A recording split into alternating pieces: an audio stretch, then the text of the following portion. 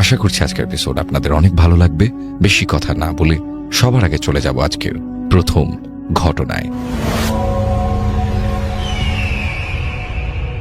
প্রথম যে ঘটনাটি, এটি আপনাদের সকলের প্রিয় রবি ভাইয়ের পাঠানো ঘটনা।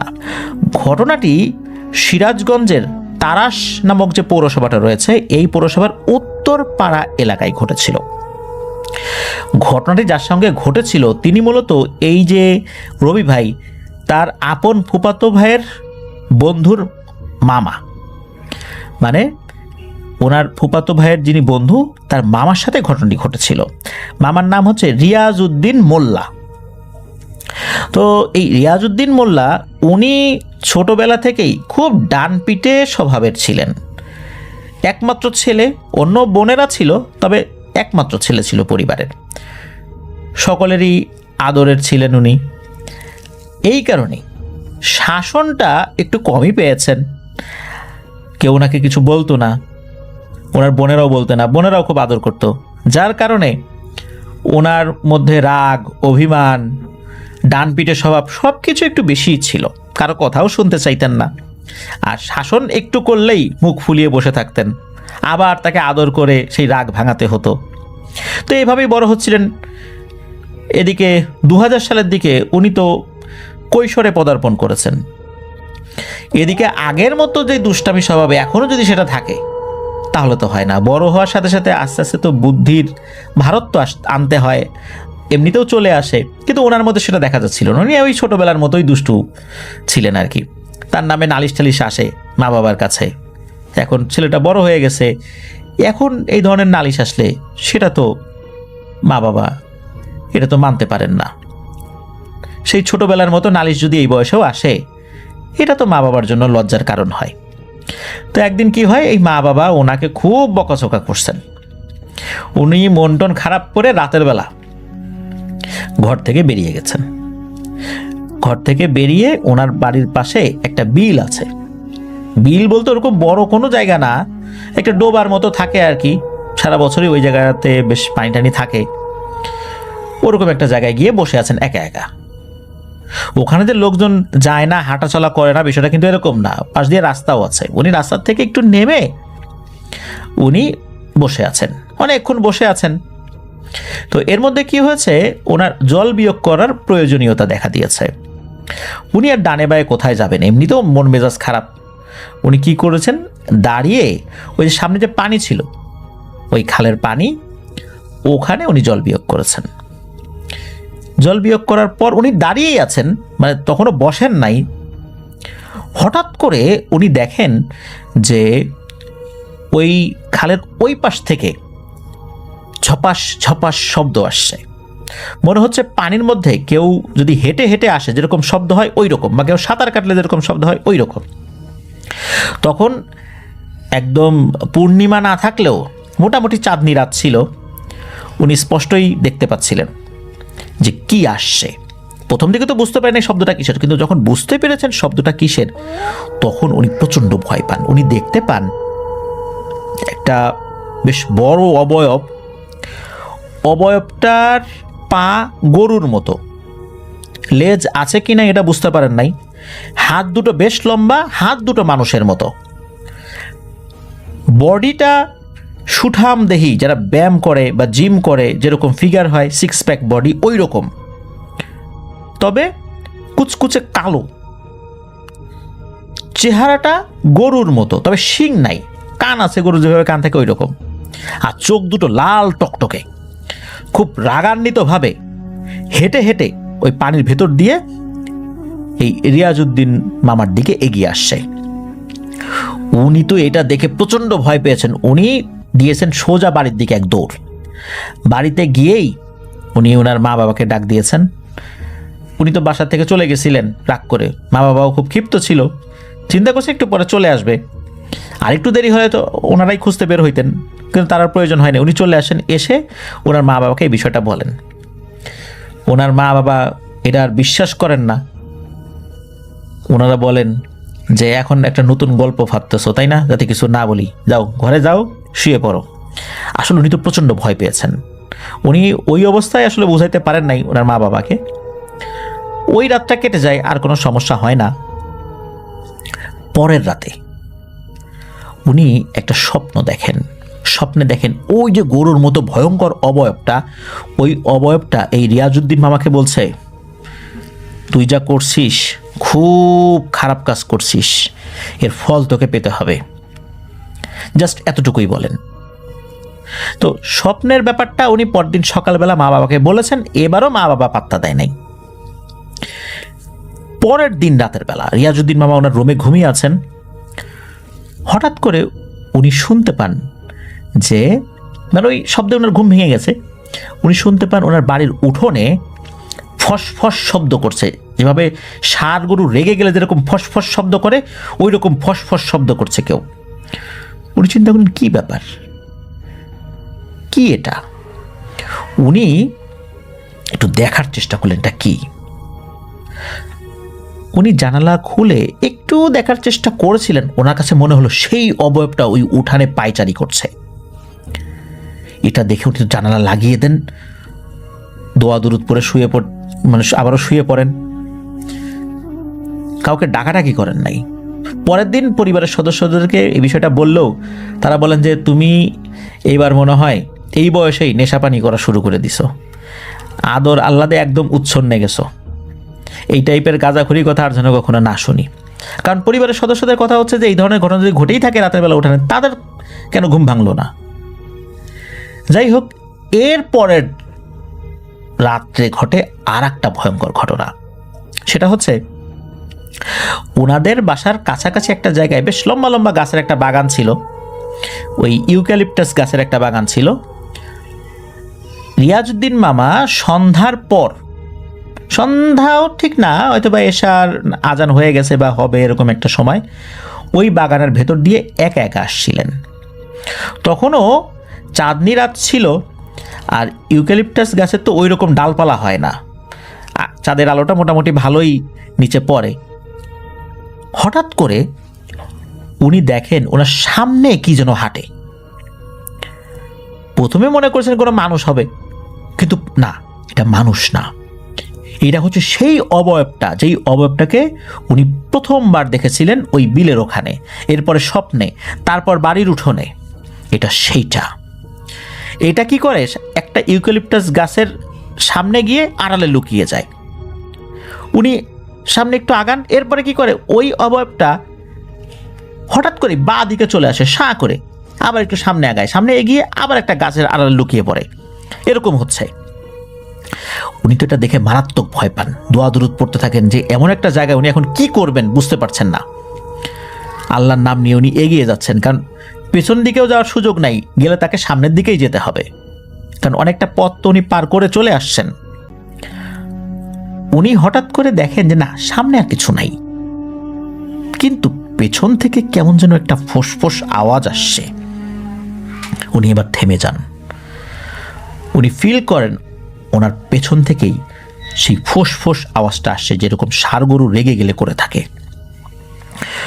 উনি পেছন দিকে ঘুরে কেবল তাকিয়েছেন, দেখেন ওনার একদম পেছনে কয়েক হাত দূরে ওই ভয়ঙ্কর অবয়বটা দাঁড়িয়ে আছে, গরুর মতো পা, দুই হাত মানুষের মতো, মাথাটা বা চেহারাটা গরুর মতো, বডিটা এরকম সিক্স প্যাক বডি, কালো কুচকুচে, চোখ দুটো লাল টকটকে, তার থেকে মাত্র কয়েক হাত দূরে। উনি কি করেছেন, ঘুরে আবার দৌড় দেবেন, এমন সময় কোমরে প্রচণ্ড জোরে একটা আঘাত লাগে। মনে হচ্ছে ওই জিনিসটা মাথা দিয়ে বা শরীরের কোনো অংশ দিয়ে কোমরে ভয়ঙ্করভাবে আঘাত করেছে বা গুঁতো দিয়েছে। উনি বেশ খানিকটা দূরে গিয়ে ছিটকে পড়েন, আর ছিটকে পড়ার পর উনি তো চিন্তা করেছেন এইবারই আমি শেষ। ওই অবয়বটা এবার এসে ওনার বুকের উপরে এক পা উঠিয়ে দেয়, এক পা উঠিয়ে দিয়েছে, চাপ দেবে এমন সময় কি মনে করে ওই অবয়বটা ভ্যানিশ হয়ে যায়। উনিও এখানে অজ্ঞান হয়ে যান। ওনার যখন জ্ঞান ফেরে তখন উনি বাসায়, পরদিন সকালবেলা কি হয়েছে তখন উনি সব কথা খুলে বলেন। এইবার ওনার পরিবারের সদস্যরা বিষয়টা আমলে নেন। আমলে নেওয়ার পর স্থানীয় বেশ নাম করা একজন হুজুর ছিলেন, তাকে ডেকে নিয়ে আসেন। তাকে ডেকে নিয়ে আসার পর উনি এই বিষয়টা শুনলেন। তবে উনি আসার সাথে সাথেই যেটা করেছিলেন সেটা হচ্ছে, উনি যখনই এই রিয়াজউদ্দিন মামার চেহারা দেখেছেন, চেহারা দেখার সাথে সাথে উনি বলছেন, রিয়াজউদ্দিন, তোমাকে দেখে তো স্বাভাবিক জিনে ধরা রুগী মনে হচ্ছে না, জিনে ধরা রুগীতে এরকম হয় না, নিশ্চয়ই তুমি একটা অপকর্ম করছো যার কারণে কোনো জিন পিছু লাগছে। এই সত্যি করে কত, তুমি কি করছো? একদম সত্যি করে বল, আল্লাহর সাক্ষী রেখে, কি অপকর্ম করছো বলো। তখন রিয়াজউদ্দিন মামা ওই যে শুরু থেকে শেষ পর্যন্ত সব কথা খুলে বলেন। যেই না এই কথা বলছেন, তখন তো ওই হুজুর প্রচণ্ড রেগে যান, বলে, তুমি একটা কাজ করছো, তুমি খুবই একটা খারাপ কাজ করছো। তবে এতটুকু আশার বাণী শোনাই যে ওইখানে যে জিনেরা থাকে এরা খুব ভালো নামাজি পরহেজগার। এখন তুমি যেটা করছো, আমি দেখি তথ্য নিয়ে কি করা যায়, কিভাবে তোমার বাঁচানো যায়। তো উনি ওই সময় আর ঝাড়ফুঁক করেন নাই, কারণ উনি বলেছিলেন যে এইটা ঝাড়ফুঁকে কাজ হবে না, কারণ ওর উপর জিনের সরাসরি প্রভাব নাই, যে জিন তার উপর হাজির হচ্ছে, পজেস হয়ে যাচ্ছে উনি, বিষয়টা এরকম না। ওনার বিষয়টা টোটালি আলাদা। উনি বলছেন যে একে ঝাড়ফুঁক করে লাভ নাই, আমি অন্যভাবে দেখি সমাধান করতে হবে, এটাকে কি করা যায় আমি দেখি। তো উনি চলে যান ওই সময়ের মতো। পরের দিন উনি আসেন, এসে উনি বেশ কিছু চমকপ্রদ তথ্য দেন। উনি জানান যে এই এলাকায়, বিশেষ করে এই জায়গায় খুব পরহেজগার কিছু জিনেরা আছে, এটা তো উনি জানতেন আগে থেকেই। কিন্তু এই যে যেই পানিটা, এই যে খালের যে পানিটা, এই পানিটা জিনেরা অজু, গোসল, এমনকি খাওয়ার কাজেও ব্যবহার করে। এই পানিটাকে নাপাক করতে তারা দেয় না, কেউ অপবিত্র করবে এটাও দেয় না। গরু, ছাগল এখানে গোসল করানো তারা পছন্দ করে না।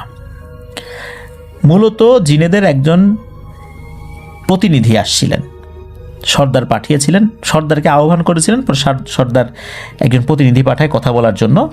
তো তিনি সর্দারের পক্ষ থেকে আসেন, এসে জানান যে সর্দার আপনাকে সালাম জানিয়েছেন, উনি ব্যস্ত আছেন, উনি আসতে পারছেন না, আমাকে আপনি বলতে পারেন যে কোনো কথা। জানান যে এই যে রিয়াজউদ্দিন, তার এই সমস্যা। তখন ওরা জানান যে আসলে রিয়াজউদ্দিন তো একদম ছোট বাচ্চা না, ও যদি ছোট বাচ্চা থাকতো তাহলে তো আমরা ক্ষিপ্ত হইতাম না। ছোট বাচ্চারা তো অনেক কাজই করতে পারে, তাদের তো আর বোধ শক্তি নাই, কিন্তু ও তো বড়, ও এই কাজটা করছে, ওর তো বোঝা উচিত ছিল এইভাবে পানিতে জল বিয়োগ করতে হয় না, অপবিত্র করতে হয় না। ও কি পরিবার থেকে শিক্ষাটা পায় নাই? ওর পরিবার তো একটা মুসলিম পরিবার, ও তো এই শিক্ষাটা পেয়েছে, তারপরও কেন এই কাজটা করলো? আর করেই ফেলছে। এইখানে আর একটা ব্যাপার রয়েছে, সেটা হচ্ছে যে আমাদের, মানে জিন বলছে যে আমাদের গোত্রের যেই জিনেরা রয়েছে, এক শ্রেণীর জিন রয়েছে, তারা হচ্ছে পাহারাদার, ওয়াচম্যান হিসাবে কাজ করে।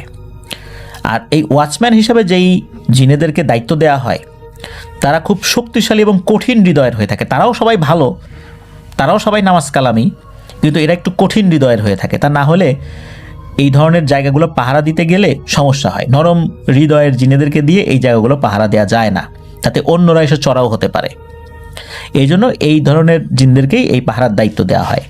আর জিন সমাজে যাকে কোনো বিষয়ের দায়িত্ব দেওয়া হয়, তিনি সর্দারের কাছে পূর্ণ আনুগত্যের শপথ করেন, যে জীবন চলে গেলেও তিনি তার দায়িত্ব পালন করবেন, দায়িত্ব থেকে পিছপা হবেন না। ওই জিনকে দায়িত্বই দেওয়া হয়েছে এই জায়গায় যেন কেউ অপবিত্র না করে। তিনি শপথ গ্রহণ করেছেন সর্দারের কাছ থেকে, জীবন চলে গেলেও উনি এইটা পালন করবেন। ওই জিনটা কোনো কারণে একটু দূরে সরেছিল, এমন সময় রিয়াজউদ্দিন এই কাজটা করছে। আর যখনই এই ধরনের একটা ভয়ঙ্কর ঘটনা ঘটে গেছে, এই জিন কি জবাব দেবে সর্দারের কাছে? কারণ দায়িত্বটা তার ছিল। তখন সে ক্ষিপ্ত হয়ে এদিকে চলে আসে। রিয়াজউদ্দিন তো ওই সময় চলে গেছে, কিন্তু তার দায়িত্বর জায়গাটা তো সে নিজেকে মনে করছে যে সে অবহেলা করছে দায়িত্বের জায়গায়। এই জন্য নিজেকে সে খুব অপরাধী বোধ করছে, আর রিয়াজউদ্দিনের উপর খুব ক্ষিপ্ত হয়েছে। রিয়াজউদ্দিনকে সেদিন মেরেই ফেলতো, ওকে বুকের উপর পা উঠিয়ে দিয়েছে, এমন সময় তাকে আমরা কোনো একটা কাজে ডাক দিই, সে সাথে সাথে চলে আসে, নাহলে ওই দিন ওকে মেরেই ফেলতো। ও এতটা ক্ষিপ্ত হয়েছিল রিয়াজউদ্দিনের উপরে। আর রিয়াজউদ্দিন সম্পর্কে সে খোঁজ খবর নিয়েছে, সে খুব ডানপিটে স্বভাবের, দুষ্টু স্বভাবের। এই জন্য সে আরও বেশি ক্ষিপ্ত হয়েছে পরবর্তীতে। তা না হলে ভয় দেখেই তাকে ছেড়ে দিত, এত কঠিন হতো না তার উপর। এই সমস্ত কথা যখন জিনেরা বলেছে তখন হুজুর বলছে, আসলে ও তো একটু ডানপিটের স্বভাবের, অবুঝ, কেবল কৈশোরে পদার্পণ করছে, ও তো এত কিছু বোঝে না, ওকে মাফ করে দাও, আর কখনো এমনটা হবে না। তখন ওই যিনি প্রতিনিধি আসছেন উনি বলেন যে ঠিক আছে, আমি সর্দারের কাছে গিয়ে জানাবো, আশা করছি এটা নিয়ে আর কোনো সমস্যা হবে না। তো এরপর চলে যান এবং পরবর্তীতে নাকি জানানো হয়েছিল যে ঠিক আছে, রিয়াজউদ্দিনকে ক্ষমা করে দেওয়া হয়েছে, কিন্তু একটা শর্তে, রিয়াজউদ্দিন কখনোই যেন ওই বিলের কাছে আর না যায়, মনের ভুলেও না। কারণ হচ্ছে ওই যেই জিন যিনি পাহারা দেয় উনি মূলত ওই বেশে থাকতেই পছন্দ করেন, মানে ওই গরুর ওই চেহারা এরকম শুরুতে থাকতে পছন্দ করেন। ওই জিনটা সর্দারের কথা মেনে নিয়েছে যে ঠিক আছে, আমি ওর কোনো ক্ষতি করব না, কিন্তু আমি যেহেতু আনুগত্যের শপথ করেছি, আর ওই জায়গায় ও চলে আসছিল, ও যেন আমার সামনে না আসে কখনো এই জায়গাতে রাতের বেলা অন্তত, তাহলে কিন্তু আমার খুব রাগ হবে, আমি কিছু একটা অঘটন ঘটাই দিতে পারি। তখন সর্দার তরফ থেকে জানিয়ে দেওয়া হয় যে তুমি জানিয়ে দাও যে রিয়াজউদ্দিন যেন রাতের বেলা এইদিকে না আসে কখনো। এটাও হুজুরের মাধ্যম দিয়ে রিয়াজউদ্দিনকে জানিয়ে দেওয়া হয়। রিয়াজউদ্দিনের ওরকম কোনো সমস্যা পরবর্তীতে হয়ও না, একদম স্বাভাবিক ছিল, তার ওই বড় ধরনের রুকিয়া করারও কোনো প্রয়োজন হয়নি আল্লাহর রহমতে। তবে একটা সমস্যা হয়েছিল, সেটা হচ্ছে ওই যে কোমরে যে প্রচণ্ড জোরে আঘাত করা হয়েছিল, এই আঘাতে রিয়াজউদ্দিনের কোমরের মাংসপেশির এখানে যে টিস্যু থাকে এগুলো মারাত্মক ক্ষতি হয়েছিল। এটা ঝাড়ফুঁকে যাবে না, এটা জিনেরাও বলে দিয়েছিল, কারণ হচ্ছে এটা তার শারীরিক সমস্যা হয়ে গেছে, এটা জিন ঘটিত সমস্যা না, এটা ঝাড়ফুঁকে ঠিক হবে না, এটাকে মেডিকেল ট্রিটমেন্ট করাতে হবে। এরপর অনেক ট্রিটমেন্ট করানো হয়েছে। এই রিয়াজউদ্দিন মামা কিন্তু এখনও পরিপূর্ণভাবে কোমর সোজা করে হাঁটতে পারেন, একটু কোমর বাঁকা করেই হাঁটতে হয় ওনাকে। ওই যে সমস্যাটা হয়েছিল ওটা আজও ওনার ঠিক হয় নাই, সুস্থ হয়েছেন ঠিক আছে, কিন্তু ওনার কোমরে স্থায়ী একটা ক্ষতি হয়ে গিয়েছিল, যেটা আজও আছে। তবে ঘটনা কিন্তু এখানেই শেষ এটা বলা যাবে না। সমস্যা যেটা হয় সেটা হলো যে ওই যে পাহারাদার জিন, এই ঘটনার পর থেকে সে আরও বেশি এগ্রেসিভ হয়ে যায়। এগ্রেসিভটা হয়েছে এই কারণে, রিয়াজউদ্দিন এরকম একটা ঘটনা ঘটালো, এরপরে কেউ যেন এখানে এসে কোনো ধরনের অপবিত্র করতে না পারে এই জায়গা, এই বিষয়ে জিনটা খুব কঠোর হয়ে যায়। এমন একটা অবস্থার সৃষ্টি হয়, কোনো মানুষ রাতের বেলা ওই দিক দিয়ে যেতে গেলেই এই গরুরূপী ভয়ঙ্কর জিনের মুখোমুখি হয়। কখনো দেখা যায় সেই ভয়ঙ্কর জিনটা খালের ওপাশ থেকে তাড়া করছে এদেরকে, কখনো দেখা যাচ্ছে যে তারা তাদের মতো করে হেঁটে যাচ্ছে, পেছনে গরু দৌড়ালে যেরকম খুরের আওয়াজ হয় এরকম খুরের আওয়াজ, পিছনে তাকিয়ে দেখা যাচ্ছে ওই জিনিসটা দৌড়ে আসছে। তো এইরকমভাবে বিভিন্নভাবে নাকি ওই জিনিসটা ভয় দেখাতো। তো গ্রামবাসী এক পর্যায়ে হুজুরের কাছে গিয়ে নালিশ করে। হুজুর আবার সেই জিনের সর্দারের সাথেই কথা বলেছিলেন, প্রতিনিধি না, যে আসলে ও তো পাহারা দিবে ঠিক আছে, কিন্তু একটু মানুষদেরকে অকারণে ভয়টা বেশি দেখিয়ে ফেলছে। মানুষ যদি এভাবে ভয় পেতে থাকে একটা সময় কেউ এদিকে আসবে না, জায়গাটা পরিত্যক্ত হয়ে যাবে, সরকার অ্যাকোয়ার করে নিতে পারে। সরকার যদি এটা অ্যাকোয়ার করে বা অধিগ্রহণ করে, এখানে কোনো স্থাপনা হতে পারে, কারণ এটা তো খুব বেশি বড় জায়গা না, ছোট জায়গা, তখন তো আপনারাও এখানে থাকতে পারবেন না। তাই আপনারা মানুষদেরকে এভাবে ভয় দেখায়েন না, আর মানুষজনে এখানে নোংরা করবে না, এটা কথা দিলাম। তো এরপর থেকে কিন্তু আর কেউ ভয় পায় নাই। এরকম সপ্তাহখানেক এরকম সমস্যা হচ্ছিল আর কি, ওই জিনটা খুব রেগে গিয়ে সবাইকে ভয় দেখাইতো আর কি। তবে এরপর সব কিছু ঠিকঠাক হয়ে যায়। তবে কালের বিবর্তনে ওই জায়গাতে একটা ইটের ভাটা হয়েছে এখন। তো রবি ভাই আমাদেরকে জানিয়েছেন যে ইটের ভাটা যখন হয় তাহলে নিশ্চয়ই ওই ইটের ভাটা রিলেটেড কোনো সমস্যা হয়েছিল। এই বিষয়ে ওনার ফুফাতো ভাইয়ের সাথে উনি কথা বলেছিলেন। তো ওনার ফুফাতো ভাই এই বিষয়ে কোনো নিশ্চিত তথ্য দিতে পারেন না। উনি বলেছেন যে তার বন্ধুর সাথে কথা বলে জানার চেষ্টা করবেন যে ইটের ভাটায় এখন কোনো ভয় আছে কি না, বা ইটের ভাটা যখন কাজ শুরু করে তখন কোনো ধরনের ভয়ের ঘটনা ঘটেছিল কিনা। তবে এই বিষয়ে এখনও নিশ্চিতভাবে কিছু বলা যাচ্ছে না। যদি ঘটনা থাকে রবি ভাই সেটা সংগ্রহ করার চেষ্টা করবেন। তো এটাই ছিল ঘটনা। প্রিয় লিসেনার্স, রাতের বেলা যে বিভিন্ন জায়গায় চলার ক্ষেত্রে সতর্ক থাকতে হয়, কফ, থুতু, এছাড়া কোনো জায়গা অপবিত্র করার আগে অনেকবার চিন্তা করে নিতে হবে যে আমি কোথায় কি করছি। এটা কিন্তু হাদিসেরও শিক্ষা। আর এটা কিন্তু সাধারণ একটা ভদ্রতাও বটে। হুট করে একটা পানির উপরে আমি নোংরা কিছু ফেলবো, ওই পানি তো অনেকে ব্যবহার করেন, অজু করেন, গোসল করেন, জিনের কথা বাদ দিলাম, মানুষও তো সেটা ব্যবহার করেন, তাহলে আমি কেন এই জায়গাটাতে এই কাজ করব? এটা তো একটা সাধারণ শিষ্টাচার বহির্ভূত কাজ। আল্লাহ আমাদেরকে বোঝার তৌফিক দান করুন। আপনাদেরকে ঘটনায় যাবার আগে বলতে চাচ্ছি যে রেফায়েত ভাইয়ের সাথে আমার কথা হয়েছে, এবং রেফায়েত ভাইয়ের সাথে কথা হবার পর এতটুকু মনে হলো যে রেফায়েত ভাই শ্বাসকষ্টে ভুগছে। তিনি দোয়া চেয়েছেন সবার কাছে, এবং তিনিও খুব শিগগিরই আপনাদের সামনে ঘটনা নিয়ে আসবেন। আসলে তার ঘটনা লাস্টবার আমরা যেটা শেয়ার করেছি, তার পর্দার ওপারে যাবার ঘটনা, সেটা সবাই খুব পছন্দ করেছে এবং সবার কাছ থেকে খুব ভালো ফিডব্যাক পাওয়াতে তিনি তার 22 বারের দ্বিতীয়বার পর্দার উপরে যাবার ঘটনা আমাদেরকে শেয়ার করবেন। দ্বিতীয়বার না, সরি, লাস্ট যেবার গেছেন সেবারের ঘটনা শেয়ার করবেন। তো আমরা আশা করছি আপনাদেরকে সেটা আমাদের নেক্সট এপিসোডে শেয়ার করব। তিনি লাস্ট যেবার পর্দার উপরে গিয়েছিলেন সেটা হচ্ছে 2014 সাল, এবং তারপরে তিনি আর যাবার শক্তি শরীরে রাখতে পারেনি, কারণ তার মনে হয়েছে যে পর্দার উপরে যাওয়াটা বেশ শক্তির একটা বিষয়, সেখানে শক্তির বেশ খরচ, মানে শক্তি লাগে শরীর থেকে, শক্তি বেশ খরচ হয়, এবং সেই শক্তি তার সেই বয়সের সাথে ম্যাচ করে না বিধায় 2014 পরে তিনি আর যাওয়ার সাহস করতে পারেননি।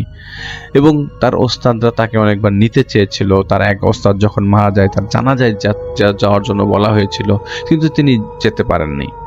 তো আমরা সেই সব ঘটনাতে সিকুয়েন্সিয়ালি আসব। তো এইখানে জাহিদ ভাই যেভাবে সিকুয়েন্সিয়ালি আমাদেরকে বলতে পারেন রেগুলার দিনের ঘটনাগুলো, সেরকম ভাবে রেফায়েত ভাই হয়তো বলতে পারেন না, কারণ তার সব ঘটনা মনে নাই, তার জায়গা, মানে স্থান এবং কোন দিনের ঘটনাগুলো এগুলো স্পেসিফিকভাবে তিনি বলতে পারেন না বিধায় অনেক সময় তিনি শেয়ার করা থেকে বিরত থাকেন। রেফায়েত ভাইকে অনেক অনেক ধন্যবাদ, এবং রেফায়েত ভাই খুব শিগগিরই আপনাদের সামনে আসছে। আমরা আমাদের ঘটনায় চলে যাচ্ছি। তো ঘটনাটা খুব বেশি দিন আগের নয়, 1997 সালের দিকে। তখন মাত্রই নতুন বাড়িতে ওঠা হয়। ঘটনাটি পাঠিয়েছে ফাইজুল ইসলাম ভাই, বলতে ভুলে গেছি। উত্তরাতে নতুন বাড়িতে উঠবার সময় তৎকালীন সে আমলে তো সেই সেক্টরে তেমন বাড়িঘর নেই বললেই চলে। তখন উত্তরার এরকম নাম ডাক ছিল না, উত্তরা গাজীপুরের মতো এরকম বিস্তীর্ণ ভূমির মতো ছিল। তবে উত্তরা যখন হয়ে যায় সেটা 2005-এর পর থেকে মোটামুটি উত্তরা একদম ডেভেলপড অবস্থা কন্ডিশনে চলে যায়। তো 1997 সালের দিকে যার ঘটনা, তিনি যে জায়গায় বাড়ি করেন সেই জায়গায় তখন এত মানুষ ছিল না বললেই চলে। তো যার বাড়ি, তার নাম হচ্ছে আশরাফ খন্দকার। তার পরিবার সহ তিনি ওই বাড়িতে ওঠেন, এবং তিনি একটা জায়গায় ভাড়া থাকতেন। বাড়িটা করার পরপরই তিনি বাড়িতে উঠে যান। তো অফিসে যাবার জন্য অফিসিয়াল গাড়ি থাকবার কারণে আর এই গাড়ি নিয়ে কমিউনিকেশনের ব্যাপারে তিনি তেমন একটা মাথা ঘামান না। তো তারা 2 তলায় থাকতেন, 2 তলার বাম পাশের ফ্ল্যাটে থাকতেন, আর ডান পাশে কাজ চলছিল, তখনও কমপ্লিট হয়নি। তারা 2 তলা পুরোটা মিলে থাকবেন এরকম প্ল্যান ছিল আর কি। তো বেশ বড় বাড়ি ছিল, এবং প্রায় 4.5 কাঠার উপরে বাড়ি, এবং 3 তলার কাজে তিনি হাত দিয়েছেন। তো 3 তলার কাজে যেহেতু হাত দিয়েছেন, উপরে রড টড এবং যেসব জিনিসগুলো বাড়ি তৈরিতে লাগে সেসব জিনিস ছিল। তিনি তার গ্রামের সম্পত্তি বিক্রি করে ঢাকায় বাড়ি করেছিলেন, তাই প্রায়ই তাকে গ্রামে যেতে হতো জমি জমা বিক্রি করবার জন্য, হয়তো সেটা টাকা নিয়ে আসতে অথবা জমি রেজিস্ট্রি করতে যেতে। তো তার স্ত্রী ছিল, 1 ছেলে 1 মেয়ে ছিল। তার বয়স তো বেশ ভালোই ছিল, এবং তার ছেলে মেয়েরও বয়স, ছেলে মেয়ে ছোট ছিল না, বড় বড় ছেলে মেয়ে আর কি। তো তিনি বাড়িতে উঠে গেছিল, আর গ্রামের এক বয়স্ক বৃদ্ধা মহিলা তাদের বাসায় থাকতো, তাদের ছোট ছোট কাজকর্ম করে দিত, বাড়ির কাজকর্মগুলো করে দিত আর কি। তো যেদিন তারা বাড়িতে ওঠে সেদিন রাত 2টার দিকে হঠাৎ করে তার ঘুম ভাঙে। যেদিন পৌঁছায় সেদিন তাদের বাসার ছাদে খুব জোরে জোরে হাঁটার শব্দ আসছে, মনে হচ্ছে খুব বড় বড় জুতো পরে কেউ যদি হাঁটে সেরকম হাঁটার শব্দ। ছাদের উপরে কিছু সিমেন্টের বস্তা ছিল, সেগুলো মনে হচ্ছে একদম আকাশ থেকে কেউ উপরে নিচে মানে ছুঁড়ে দিচ্ছে, এবং সেগুলো ধাম ধাম করে ছাদের উপরে পড়ছে, এবং এমনভাবে পড়ছে সেটা একদম তাদের ঘুমানোর রুম বরাবর, যে রুমটা তারা ঘুমিয়েছিল সেই রুম বরাবর এসে জোরে জোরে পড়ছে, এবং বেশ শব্দ হচ্ছে। ছাদের উপর কিছু রড ছিল, সেগুলো আস্তে আস্তে সেগুলো এদিক সেদিক হচ্ছে। এখন এই শব্দ হঠাৎ করে এতটাই বেড়ে যায় যে আশরাফ সাহেব উঠে যায় বিছানায়, এবং বিছানায় বসে কান পেতে ভালো করে শব্দ শোনার চেষ্টা করছিলেন। নিচে তিনি গেট দিয়েছিলেন এবং একটা ছোট রুম আছে, সেখানে একটা দারোয়ানকে তিনি রেখেছিলেন। সেই বারান্দা থেকে জোরে জোরে ডাক দিয়ে তাদের দারোয়ানকে বলেন যে, এই তুমি যাও তো ছাদে, যে দেখো তো কেউ আছে কিনা। তো দারোয়ান ছাদে যায়, দেখে কেউ নাই, কারণ যেহেতু বাড়ির ছাদের উপরে জিনিসপত্র রড টড রাখা, চোরও আসতে পারে, 2 তলা বাড়ি উঠতে বেশিক্ষণ লাগবার কথা না। কিন্তু রডের যে বান্ডেল ছিল সেটা নাকি দারোয়ান নাকি যে পায় একদম ছাদের কর্নারে, এমন ভাবে রাখা কর্নারে সেটা নিচে যে কোনো সময় পড়ে যাবে, কিন্তু রডটা আসলে ছিল একদম সিঁড়ি দিয়ে উঠতেই দোতলায় ছাদের সাথেই রডটা রাখা ছিল, এটা কর্নারে ছিল না। এখন এই ভারী রডের বান্ডেলটা যেহেতু ওই জায়গায় ছিল না, তাহলে এই জিনিসটা তো তার মালিককে জানানো দরকার। দারোয়ান পরে কি হবে, তিনি ছিলেন তো এই বাড়ির কেয়ারটেকার, তিনি সবকিছু দেখে শুনে রাখতেন এবং সে জানতেন সব জায়গায় কোন জায়গায় কি আছে, তিনি নর্মালি কাজ পরিচালনা করে থাকেন। তো রাত করে দারোয়ানকে নিয়ে ছাদে যেতে, দারোয়ানটাকে ছাদে নিয়ে যায় এবং ছাদে নিয়ে দেখেন যে সিমেন্টের বস্তাগুলো সব ফেটে আছে, আর রডের বান্ডেল যে 2-3টা ছিল সেগুলো একদম বিল্ডিং এর কর্নারে, এবং তিনি হাত দিয়ে চাইলেও সেটাকে টেনে মাঝখানে নিয়ে আসতে পারবেন না, কয়েকজন লোক লাগবে এটাকে নিয়ে আসতে। আর এমন অবস্থা যেটা নিচে যে পড়ে যেতে পারে, কারো বিপদ ঘটতে পারে, অথচ এই জায়গায় এগুলো ছিল না। এবং সেদিন কিছু আর না ভেবে তিনি পরে ঘুমিয়ে যান। তো অতটা ভাবেন না, চিন্তাই ছিল মাথায় যেগুলি করেছে কে বা করছে কে। শব্দ তো তিনি পেয়েছে, রড নড়ার শব্দ পেয়েছে তিনি। হয়তো কিছুদিন পরের কথা, এর মাঝে কিছু ঘটে থাকলেও কেউ কিছু টের পায়নি। কয়েকদিন যাবৎ বেশ গরম পড়বার কারণে সেদিন রাতে বৃষ্টি হবে এটা বোঝা যাচ্ছিল, এবং বেশ ভারী বৃষ্টি হবে, মেঘ চমকাচ্ছিল। রাত তখন 2টা বেজে গেছে। তো আশপাশ ঠান্ডা ঠান্ডা ভাব দেখে আশরাফ সাহেব বেশ কিছুক্ষণ টিভি দেখছিলেন। তো টিভি দেখা শেষে ঘুমাবেন, হঠাৎ তিনি তার বাসার নিচে একটা শোরগোল শুনেন। কেউ জানি কথা বলছে, চিৎকার চেঁচাবে, মাছের বাজারে যেরকম শোরগোল হয় সেরকম। তার বাড়ির পেছন দিকটায় তিনি তার ডাইনিং রুমের জানালা দিয়ে উকি দেখেন। ডাইনিং রুমটা ছিল বাড়ির পেছন দিকে এবং সেখানে একটা জানালা ছিল, চাইলেই পেছন দিকটা ডাইনিং দিয়ে দেখা যায়, ডাইনিং রুম থেকে দেখা যায়। এবং পেছনে প্লট ছিল, ব্ল্যাঙ্ক প্লট ছিল, খালি প্লট ছিল 2-3টা। যেহেতু জানালা দিয়ে উকি মারতে যায় আসলে কিসের শোরগোল, তিনি দেখেন একটা একদম সদ্য খুন হওয়া একটা দেহ তাদের বাসার পেছনে পড়ে আছে। মনে হয়েছে যে এই মাত্র কেউ তাকে খুন করে চলে গেল। ছটফট করছে, হাত পা নাড়াচ্ছে মৃগী রোগীর মতো। তিনি দারোয়ানকে সাথে সাথে ডাক দেয়, এবং এই আলোটা খুব বেশি না, তাদের বাড়ি থেকে দূরের ল্যাম্প পোস্টের আলোতে বোঝা যাচ্ছে। তিনি দারোয়ানকে সাথে সাথে ডাক দেন এবং নিচে যে পুলিশকে খবর দেন। পুলিশ আছে তাদের বাসার পেছনটা চেক করে, যে দেখে কিচ্ছু নাই। পরে পুলিশের সাথে সরি চেয়ে, দুঃখিত চেয়ে মীমাংসা করেন এবং একটা সাধারণ ডায়েরি করে রাখেন। পরবর্তী সময় যদি কোনো বিপদ হয় বা কোনো কিছু হয় সেজন্য পুলিশকে তিনি আগের থেকে অবহিত করে রাখেন। কিন্তু সেদিন পুলিশ এসে কিছু খুঁজে পান নাই। তার পরিবারকে তখনও তিনি কিছু বলেন নাই। তার পরিবার বলতে তার স্ত্রী শুধু প্রথম দিন ছাদে রড নাড়াচড়া করবার শব্দ পেয়েছিলেন এবং পরের দিন পুলিশ এসেছিলেন জানেন, কিন্তু এর বেশি কিছু জানেন না। তো একদিন রাতের বেলা হঠাৎ একটা চিৎকারে তার ঘুম ভাঙে।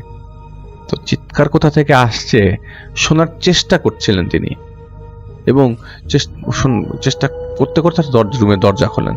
তার কাছে মনে হতে লাগলো চিৎকারটা তাদের ড্রয়িং রুম থেকে আসছে। তিনি ড্রয়িং রুমের লাইট জ্বালালেন, কিন্তু কিছুই পান না, কিছুই পেলেন না। শুয়ে পড়ার পর আবারও চিৎকার আসছে। তো আশরাফ সাহেব তার স্ত্রীকে ডাকলেন যে, তুমি কোনো শব্দ পেয়েছো, চিৎকারের শব্দ পেয়েছো? তার স্ত্রী তখন উঠে বসে খাটের অনেকক্ষণ বসেই চিৎকারের শব্দের অপেক্ষা করে, এবং সাথে সাথে একটা চিৎকারের শব্দ আসে তার ছেলের রুম থেকে। তার ছেলের রুমটা তাদের রুম থেকে বের হওয়ার পর হাতের বামে পড়ে, এবং পাশাপাশি কাছাকাছি রুমটা, এবং চিৎকারটা ভালোই আসে তার ছেলের রুম থেকে। তার ছেলের রুমে চিৎকার, তার ছেলের কিছু হলো কিনা কয়েক সেকেন্ডের জন্য প্রস্তুতি নিলেও তাদের মনে পড়ে তার ছেলের বন্ধুর বাসায় পুরান ঢাকাতে সেদিন রাতে ছিলেন। এবং চিন্তা করে সাথে সাথে তিনি তার রুমে একটা মোটা লাঠি ছিল, সেই লাঠিটা নেন এবং তার ছেলের রুমে যান। সেই রুমে যাওয়ার আগেও দরজা বাইরে থেকে তিনি শব্দ পাচ্ছিলেন যে রুমের ভেতর কেউ আছে, কেউ হাঁটছে রুমের ভেতর। এবারও চোর ভেবে তিনি দারোয়ানকে তার রুমের বারান্দা দিয়ে ডাক দিয়ে উপরে আনেন এবং একসাথে দরজা খোলেন। না, কিচ্ছু দেখতে পান না, এর মাঝে তিনি এই শব্দ শোনার পর আস্তে করে বাইরে দিয়ে সিটকিনিটা লাগিয়ে দিয়েছিলেন যেন ভেতর থেকে কেউ বেরোতে না পারে। তার দারোয়ানকে নিয়ে আসেন, দরজা খোলেন। তার মেয়েও চিৎকার চেঁচামেচি থেকে রুম থেকে উঠে আসেন, কিন্তু মেয়েটা কোনো চিৎকারের শব্দ পায়নি। মেয়েটা ঘুমিয়েছিল যদিও। তার কিছুদিন পর তিনি ছিলেন গ্রামের বাড়িতে। এরকম টুকটাক প্রবলেম থাকবার কারণে তার স্ত্রী তার বোনকে নিয়ে আসেন তার গ্রামের বাড়িতে যাবার সময়। তার বোন উত্তরার আশেপাশে কোনো একটা জায়গায় থাকতো, উত্তরায় না।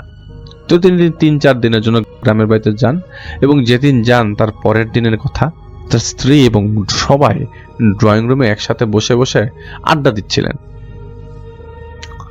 তো ড্রয়িং রুমে আড্ডা দিয়ে যে যার রুমে একটা সময় চলে যায়, এবং তার স্ত্রীর ছোট বোন তাদের ঘরে চলে যায়, তাদের বেডরুমে যায়। হঠাৎ করে গভীর রাতে চিৎকারের শব্দ আসে তার মেয়ের রুম থেকে। তার মেয়ের চিৎকার দিয়ে মনে হচ্ছে যে ফ্লোর দিয়ে দৌড় দিয়ে কেউ আসছে, সেরকম শব্দ। মেয়ে দরজা নক করতে থাকে। তার স্ত্রী দরজা খুলে দেখে তার মেয়ে ঘেমে একাকার। তার মেয়ের ভাষ্য মতে উনি মশারি গুজিয়ে ঘুমিয়ে যায়। প্রায় তন্দ্রা চলে আসার সময় তিনি লক্ষ্য করেন তার খাট নড়ছে। তিনি চোখ খোলেন, দেখেন যে পুরো মশারি কেউ টেনে খুলে ফেলছে, এরকম অবস্থা।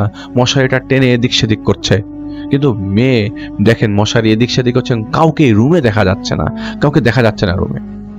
খাটটা নড়ছে এদিক সেদিক, শব্দ হচ্ছে। খাটের চার পায়ের এক পা উঠে গেছে খাটের। তো মশারিটা মুহূর্তে প্রত্যেকটা পিন সহ কেউ টেনে টান দিয়ে সরিয়ে ফেললে পিন একটা ছুঁড়ে এসে তার শরীরে লাগে। চিৎকার করতে করতে দরজা খুলে এসে নক করতে থাকে তিনি। আশরাফ সাহেবের ছেলে ছিল দুর্দান্ত সাহসী। চিৎকার শুনে ছেলেটার নাম ছিল রবিন। চিৎকার শুনে রবিন চায় তার বোনের রুমে চেক করতে, কিন্তু কিছুই খুঁজে পায় না।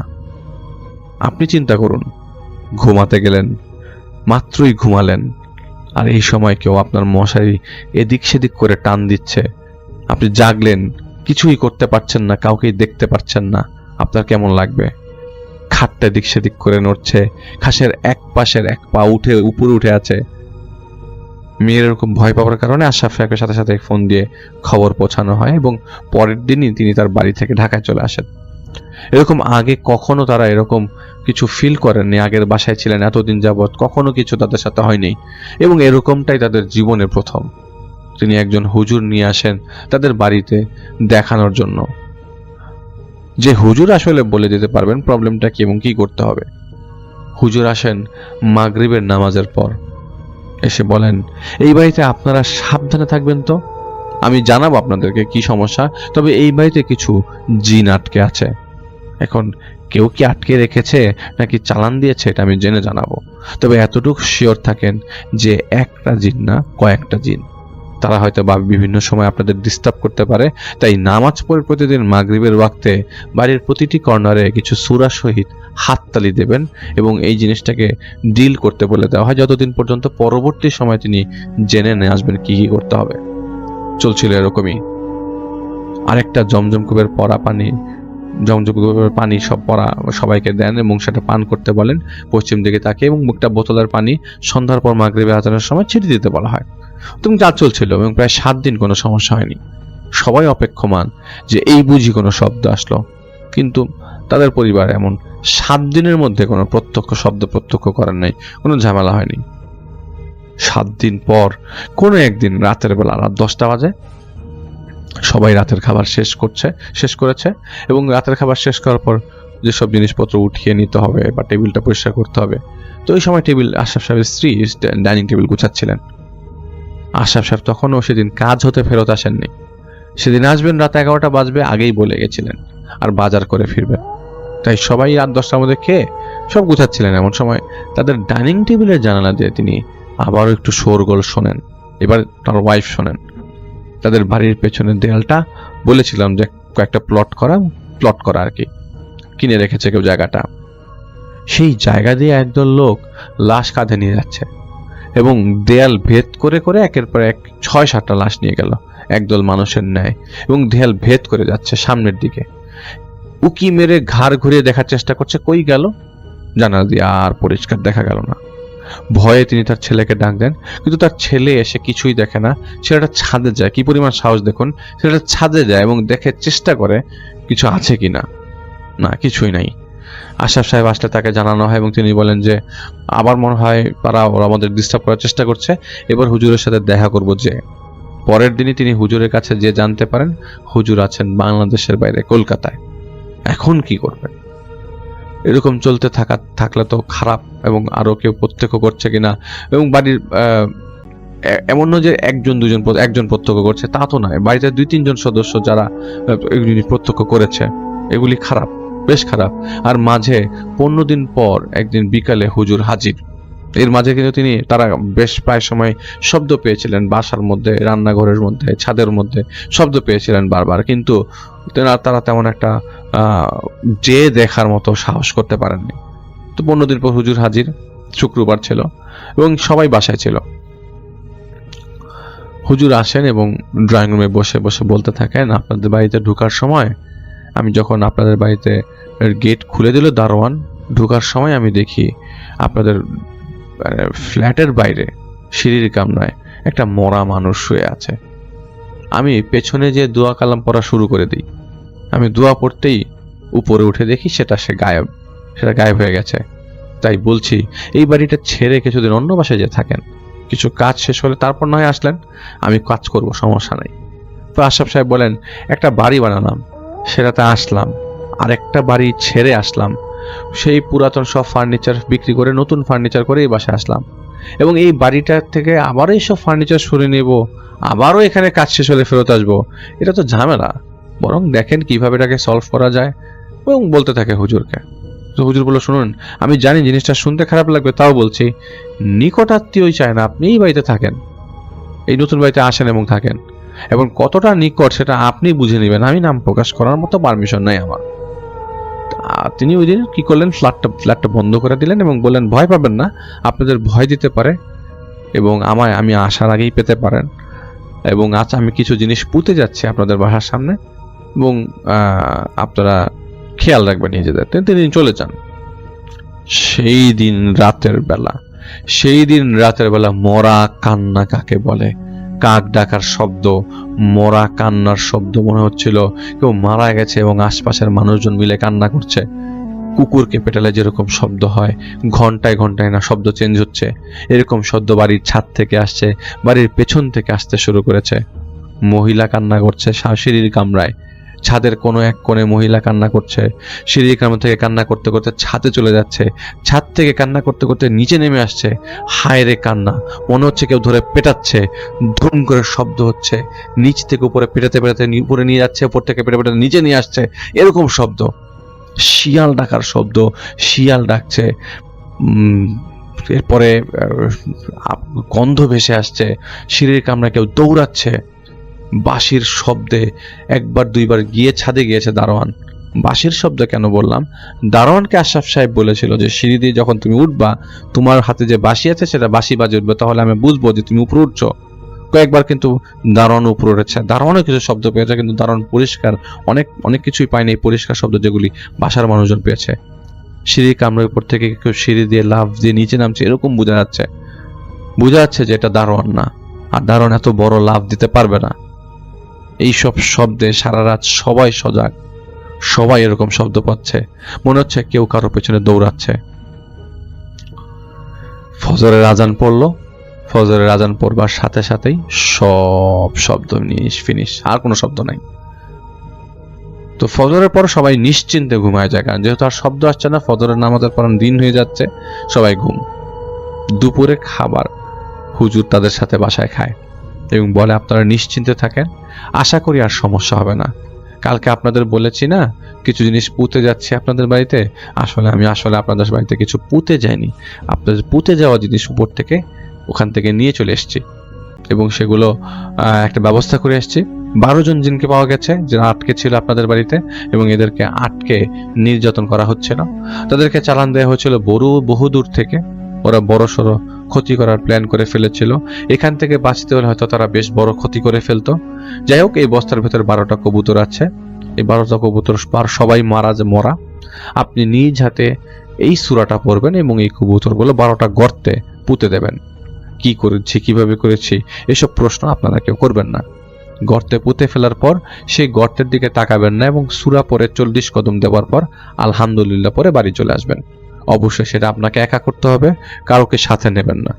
দূরে কাউকে রাখতে পারেন, তবে আশেপাশে 40 কদমে কেউ যেন আপনার সাথে না থাকে। আপনার বাড়ির আশেপাশে না হলেই ভালো। এটা পুঁতে ফেলবেন বাড়ি থেকে বেশ দূরে।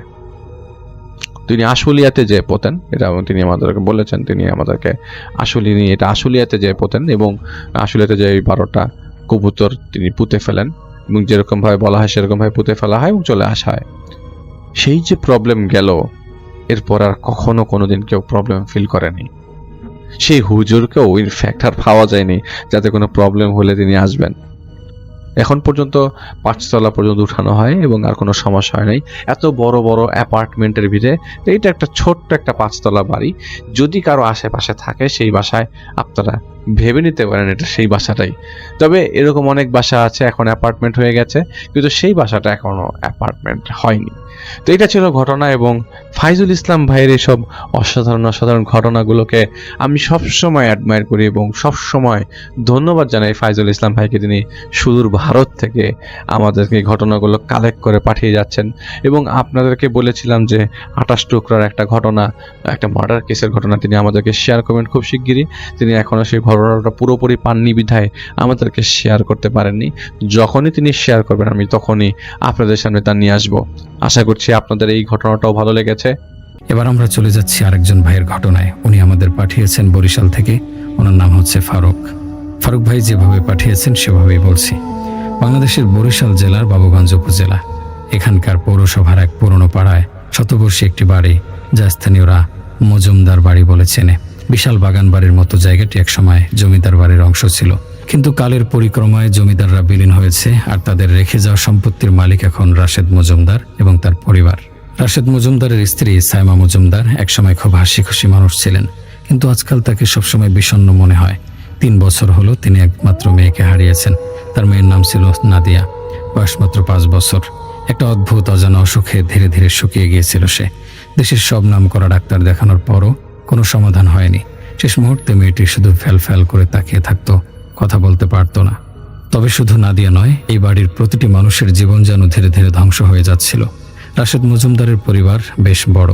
রাশেদ মজুমদার 45 বছর, সংসারের কর্তা, একজন ব্যবসায়ী। সাইমা মজুমদার 40 বছর, রাশেদের স্ত্রী, মানসিকভাবে বিধ্বস্ত। তানভীর মজুমদার 35 বছর, রাশেদের ছোট ভাই, চাকরি করেন ঢাকায়। নাহিদা মজুমদার 25 বছর, তানভীরের স্ত্রী, নতুন বউ হয়ে এসেছেন বছর 2 হলো। রাবেয়া খাতুন 70 বছর, রাশেদ ও তানভীরের মা, যিনি একসময় খুব শক্তিশালী ছিলেন কিন্তু আজকাল সারাদিনে অসুস্থ থাকেন। পরিবারের অন্যান্য সদস্যরাও নানাভাবে কষ্ট পাচ্ছিলেন। তানভীরের বউ নাহিদা বিয়ের পর থেকেই রাত বিরাতে ভয়ঙ্কর দুঃস্বপ্ন দেখতেন, প্রায় শ্বাসকষ্টে ভুগতেন। রাশেদের মা রাবেয়া খাতুন প্রতিদিন ভোরবেলা তার গলা চেপে ধরা হয় বলে মনে হতো। তানভীর সামান্য কারণে প্রচণ্ড রেগে যেতেন, মাঝে মাঝে নিজেকে আঘাত করতে চাইতেন।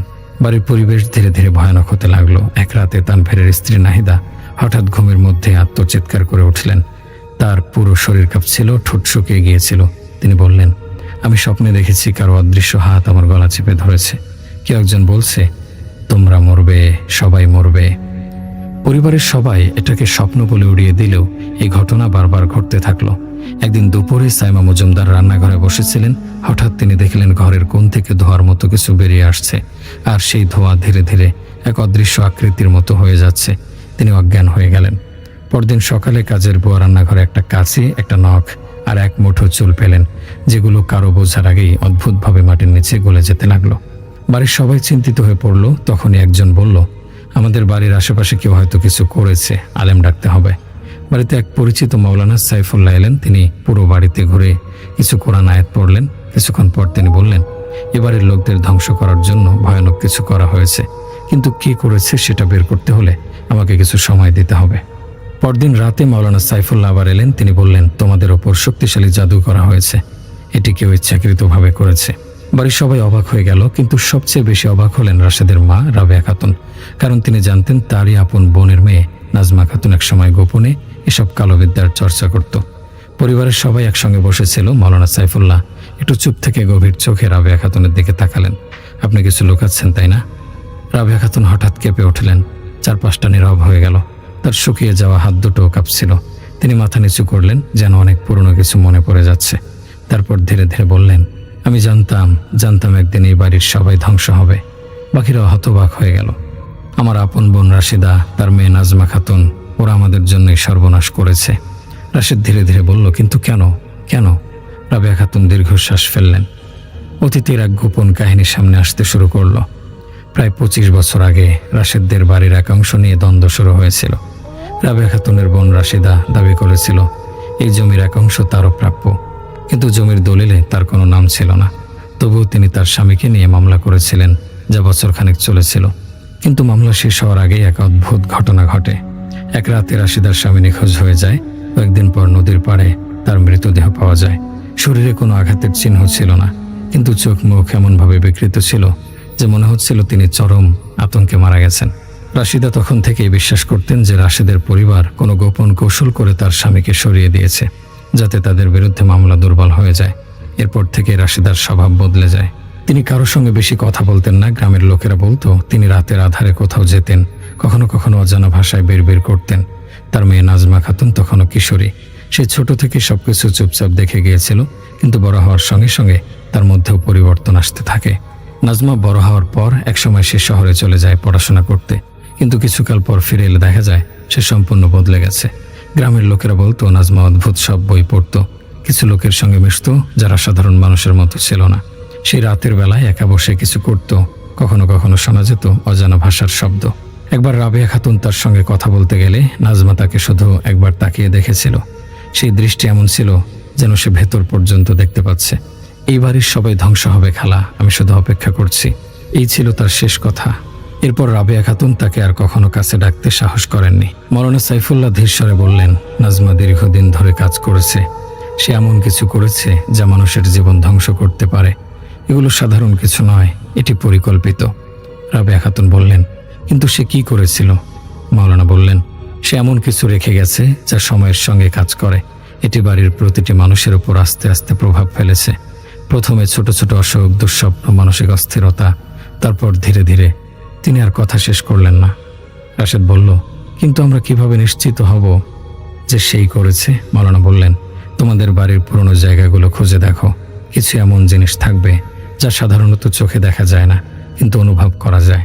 পরিবারের সবাই বাড়ির বিভিন্ন অংশ খুঁজতে শুরু করলো। রান্নাঘর, উঠোন, পুরনো গোডাউন, কোথাও কিছু পাওয়া গেল না।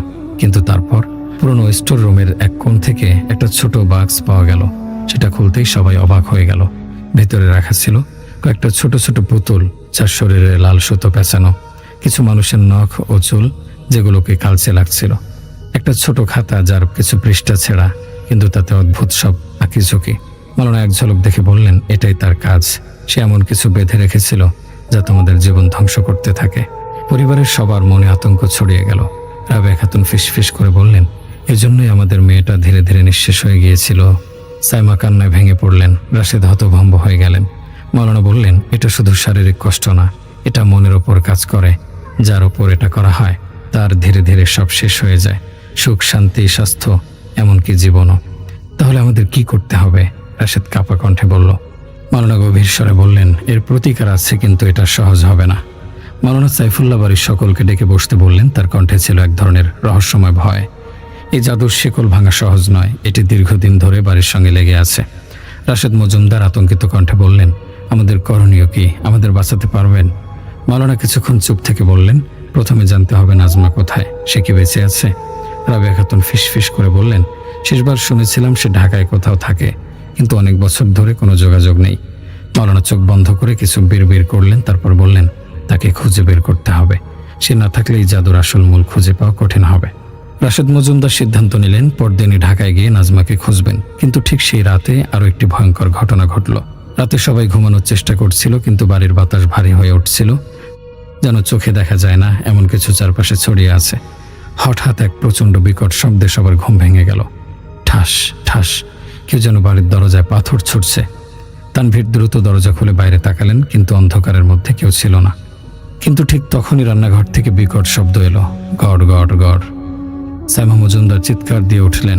রান্নাঘরের জানালা দিয়ে কেউ যেন ভেতরে তাকাচ্ছিল, কিন্তু সেটা মানুষ নয়, একজোড়া জলজলে লাল চোখ। তানভীর দৌড়ে গেলেন, কিন্তু জানালার কাছে গেলে কিছুই দেখা গেল না। সবাই আতঙ্কে একসঙ্গে হয়ে গেল। মাওলানা কোরআন খুলে আয়াত পড়তে লাগলেন, কিন্তু তখনই ঘর ছেড়ে চলে যাও, তোমরা সবাই মারা যাবে। একটা ভয়ানক ফিসফিস কণ্ঠ শোনা গেল ঘরের ভেতর থেকে। রাবেয়া খাতুন কাঁপতে কাঁপতে বললেন, এটা নাজমার কাজ। মৌলানা দৃঢ় কণ্ঠে বললেন, এখনই ব্যবস্থা নিতে হবে। তিনি বললেন, ঘরের চারপাশে লবণ ছিটিয়ে দিতে হবে, তারপর কিছু বিশেষ দোয়া পড়তে হবে, কিন্তু তাতেও সমস্যার সমাধান হবে না যতক্ষণ না মূল শেকল ভাঙা হয়। রাশেদ বললেন, মূল শেকল? মৌলানা বললেন, হ্যাঁ, জাদুর মূল বস্তুটা এখনো কোথাও লুকিয়ে আছে। সেই বাক্সটি তো ছিল শুধু বাহ্যিক অংশ, কিন্তু এর আসল ক্ষমতা অন্য কোথাও লুকিয়ে আছে। পরদিন সকালে রাশেদের এক কাজের লোক এসে জানালো, বাড়ির পেছনের পুরনো কুয়োর ভেতর থেকে রাতে ফিসফিস শব্দ শুনেছে। স্যার, আমি রাতে ওখান দিয়ে যাচ্ছিলাম, তখন শুনলাম কেউ যেন নিচ থেকে ফিসফিস করে বলছে, আমাকে মুক্ত করো। সবাই কেঁপে উঠল। রাশেদ বললেন, আমাদের কুয়ো তো অনেক পুরনো, 50 বছরেরও বেশি সময় ধরে কেউ ব্যবহার করেনি। মাওলানা বললেন, সেখানে কিছু থাকতে পারে। তানভীর, রাশেদ এবং কাজের লোক মিলে কুয়োর কাছে গেল। সেখানে দাঁড়িয়ে অনুভব করা যাচ্ছিল বাতাস ঠান্ডা হয়ে উঠেছে। তানভীর নিচে টর্চ ফেলল। তখনই তারা যা দেখল তাতে সবার গায়ের লোম দাঁড়িয়ে গেল। কুয়োর গভীরে পানির ওপর ভাসছিল একটা মানুষের কঙ্কাল, কিন্তু কঙ্কালের মুখে ছিল অদ্ভুত একটা হাসির ছাপ। অতীতের গোপন সত্য।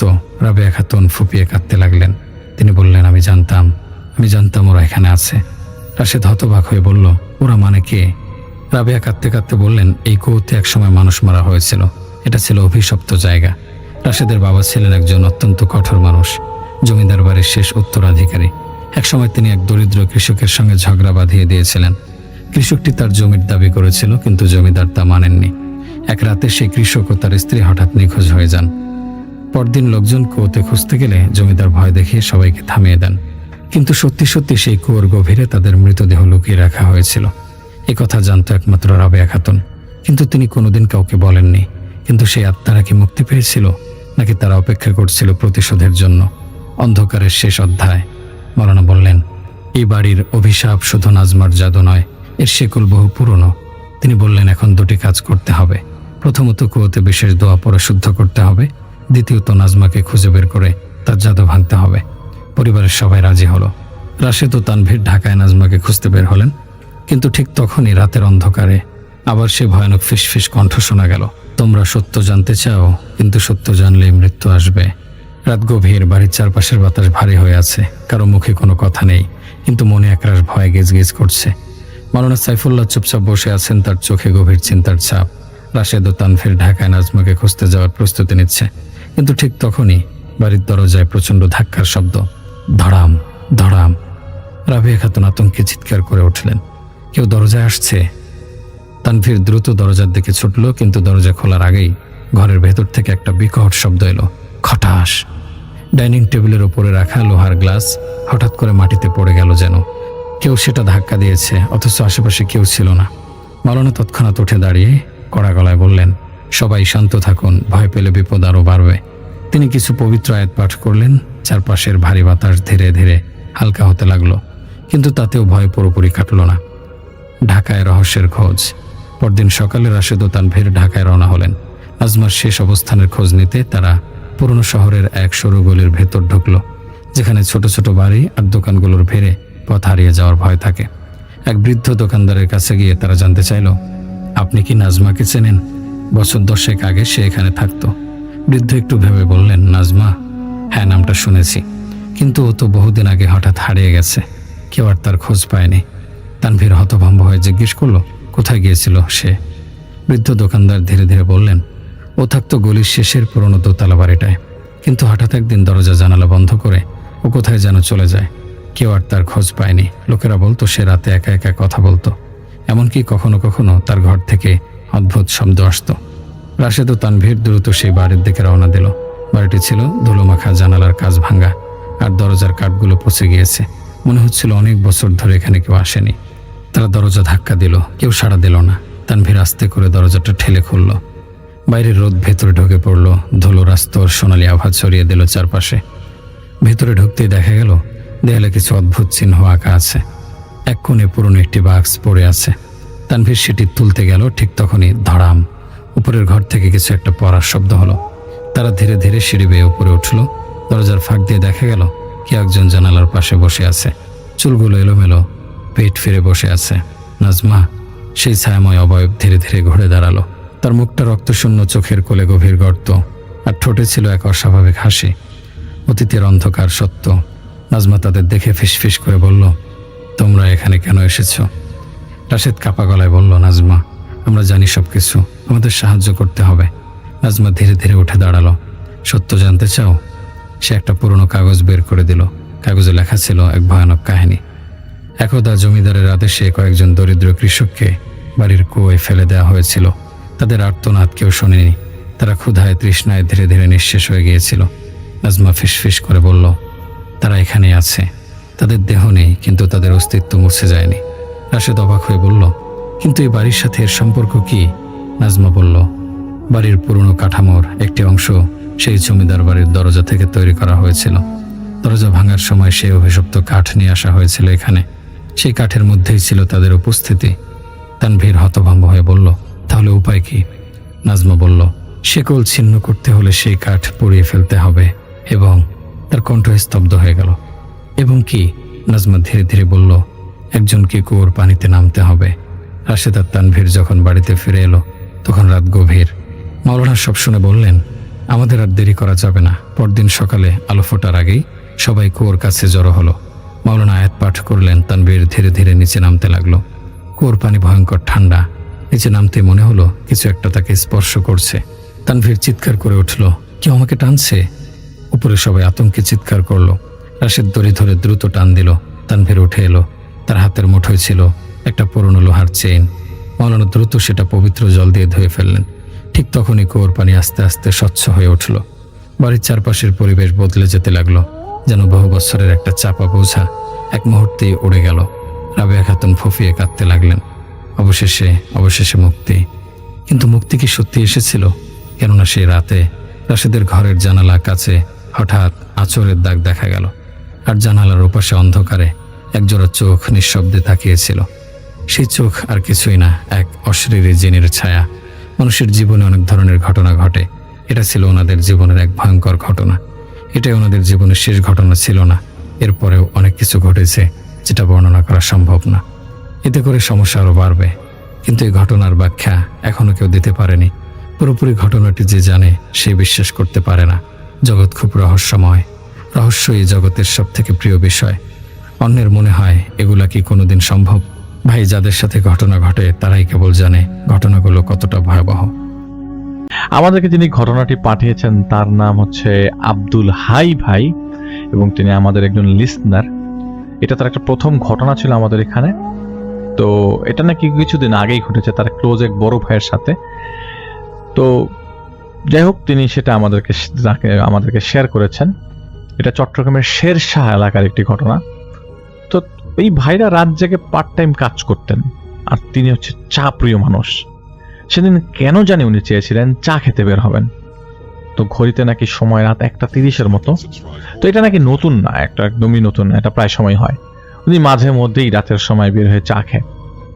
তো উনি যখন ওনার বাসায় থাকেন, উনি মানে যে ভাই ঘটনা শেয়ার করছেন, তিনি যখন ওনার বাসায় ছিল তখন তিনি তাকে নিয়েও বের হয়েছিল এরকম চা খেতে।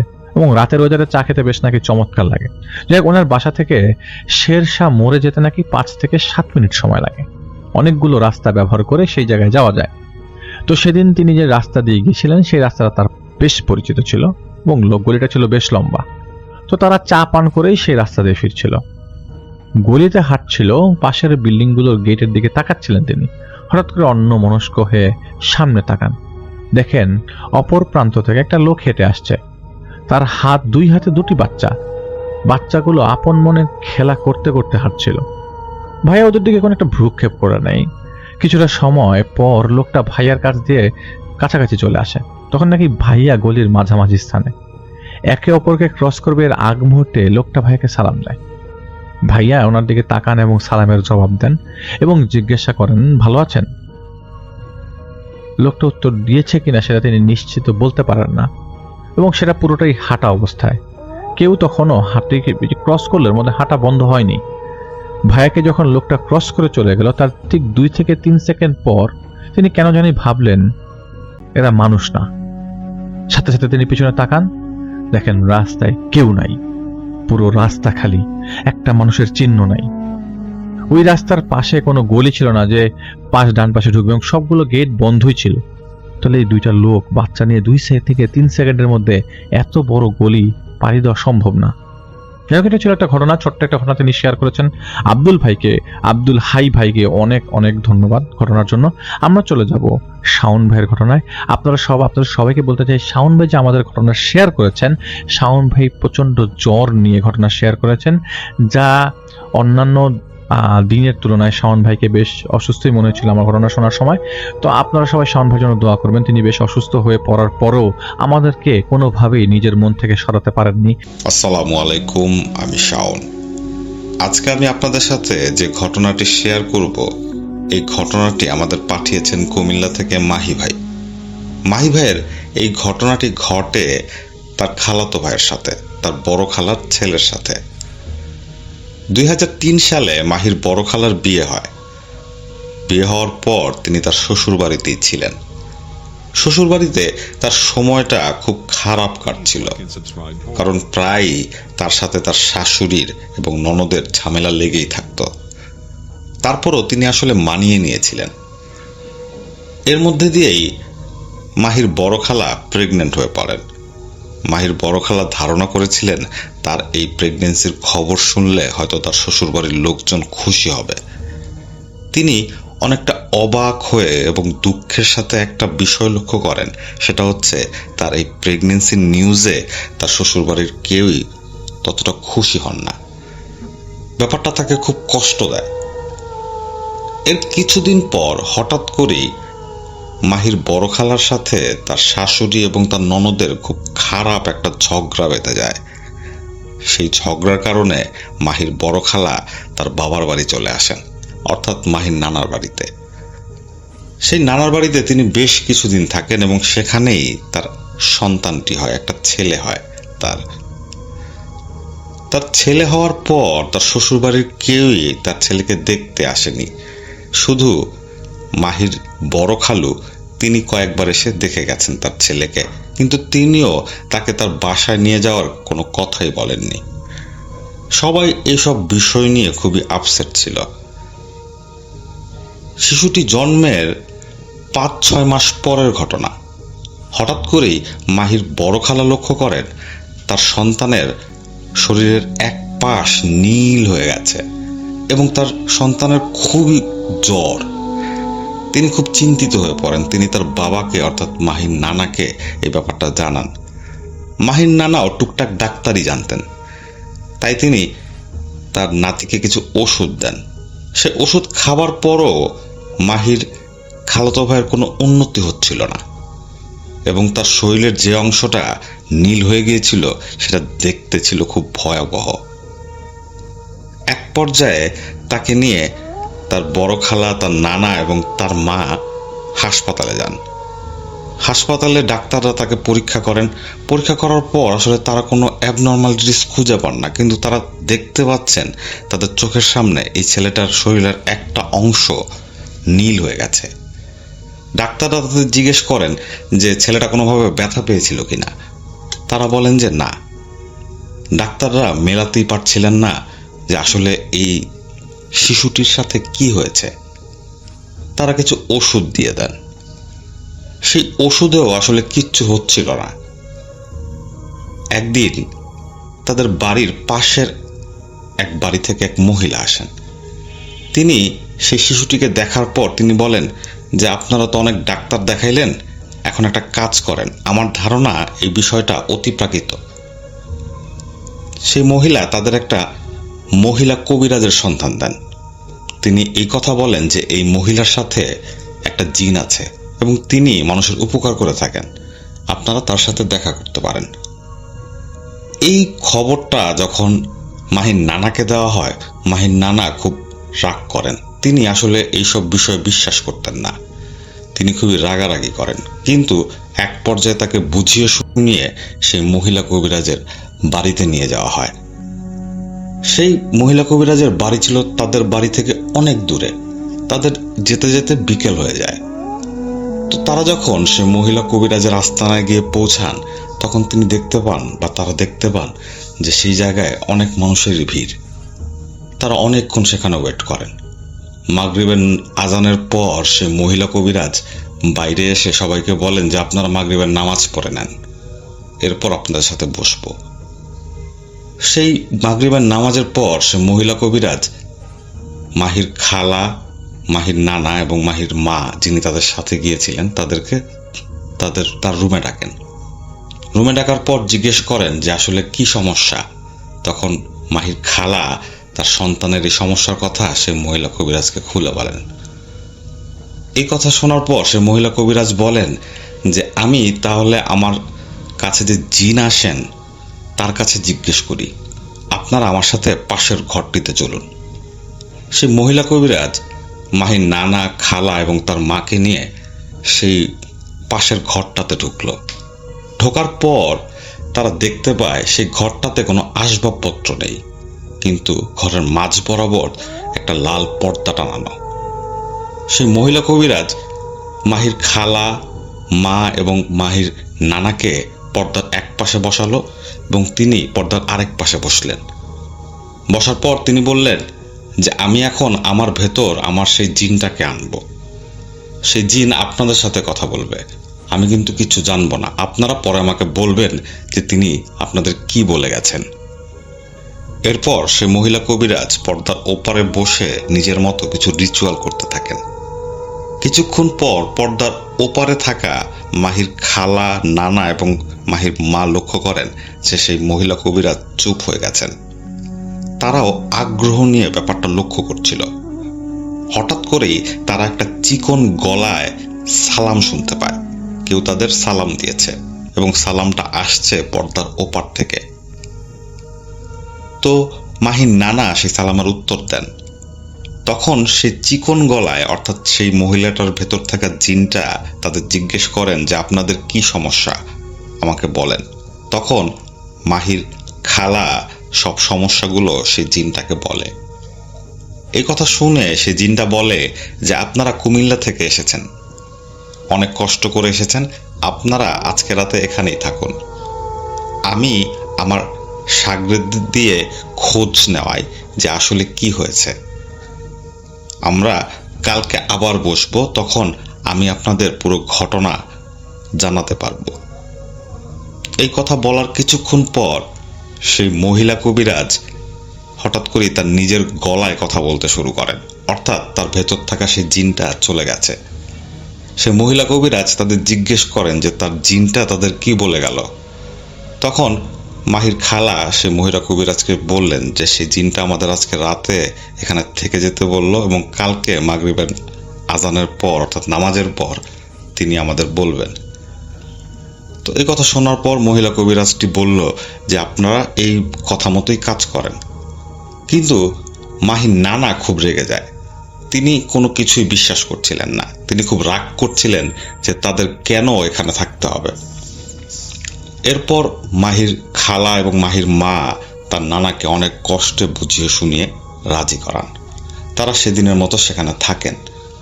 পরদিন মাগরিবের নামাজের পর সেই মহিলা কবিরাজ তাদের আবার সেই নির্দিষ্ট রুমে নিয়ে যান। আবার সে একইভাবে তারা পর্দার এপারে ওপারে বসেন এবং সেই মহিলা কবিরাজ তার রিচুয়াল পালন করা শুরু করেন। কিছুক্ষণের মধ্যে সেই জিনটা চলে আসে। সেই জিনটা চলে আসার পর সেই জিনটা মাহির খালাকে জিজ্ঞেস করেন যে আপনার সাথে আপনার শ্বশুর বাড়ির তো অনেক ঝামেলা।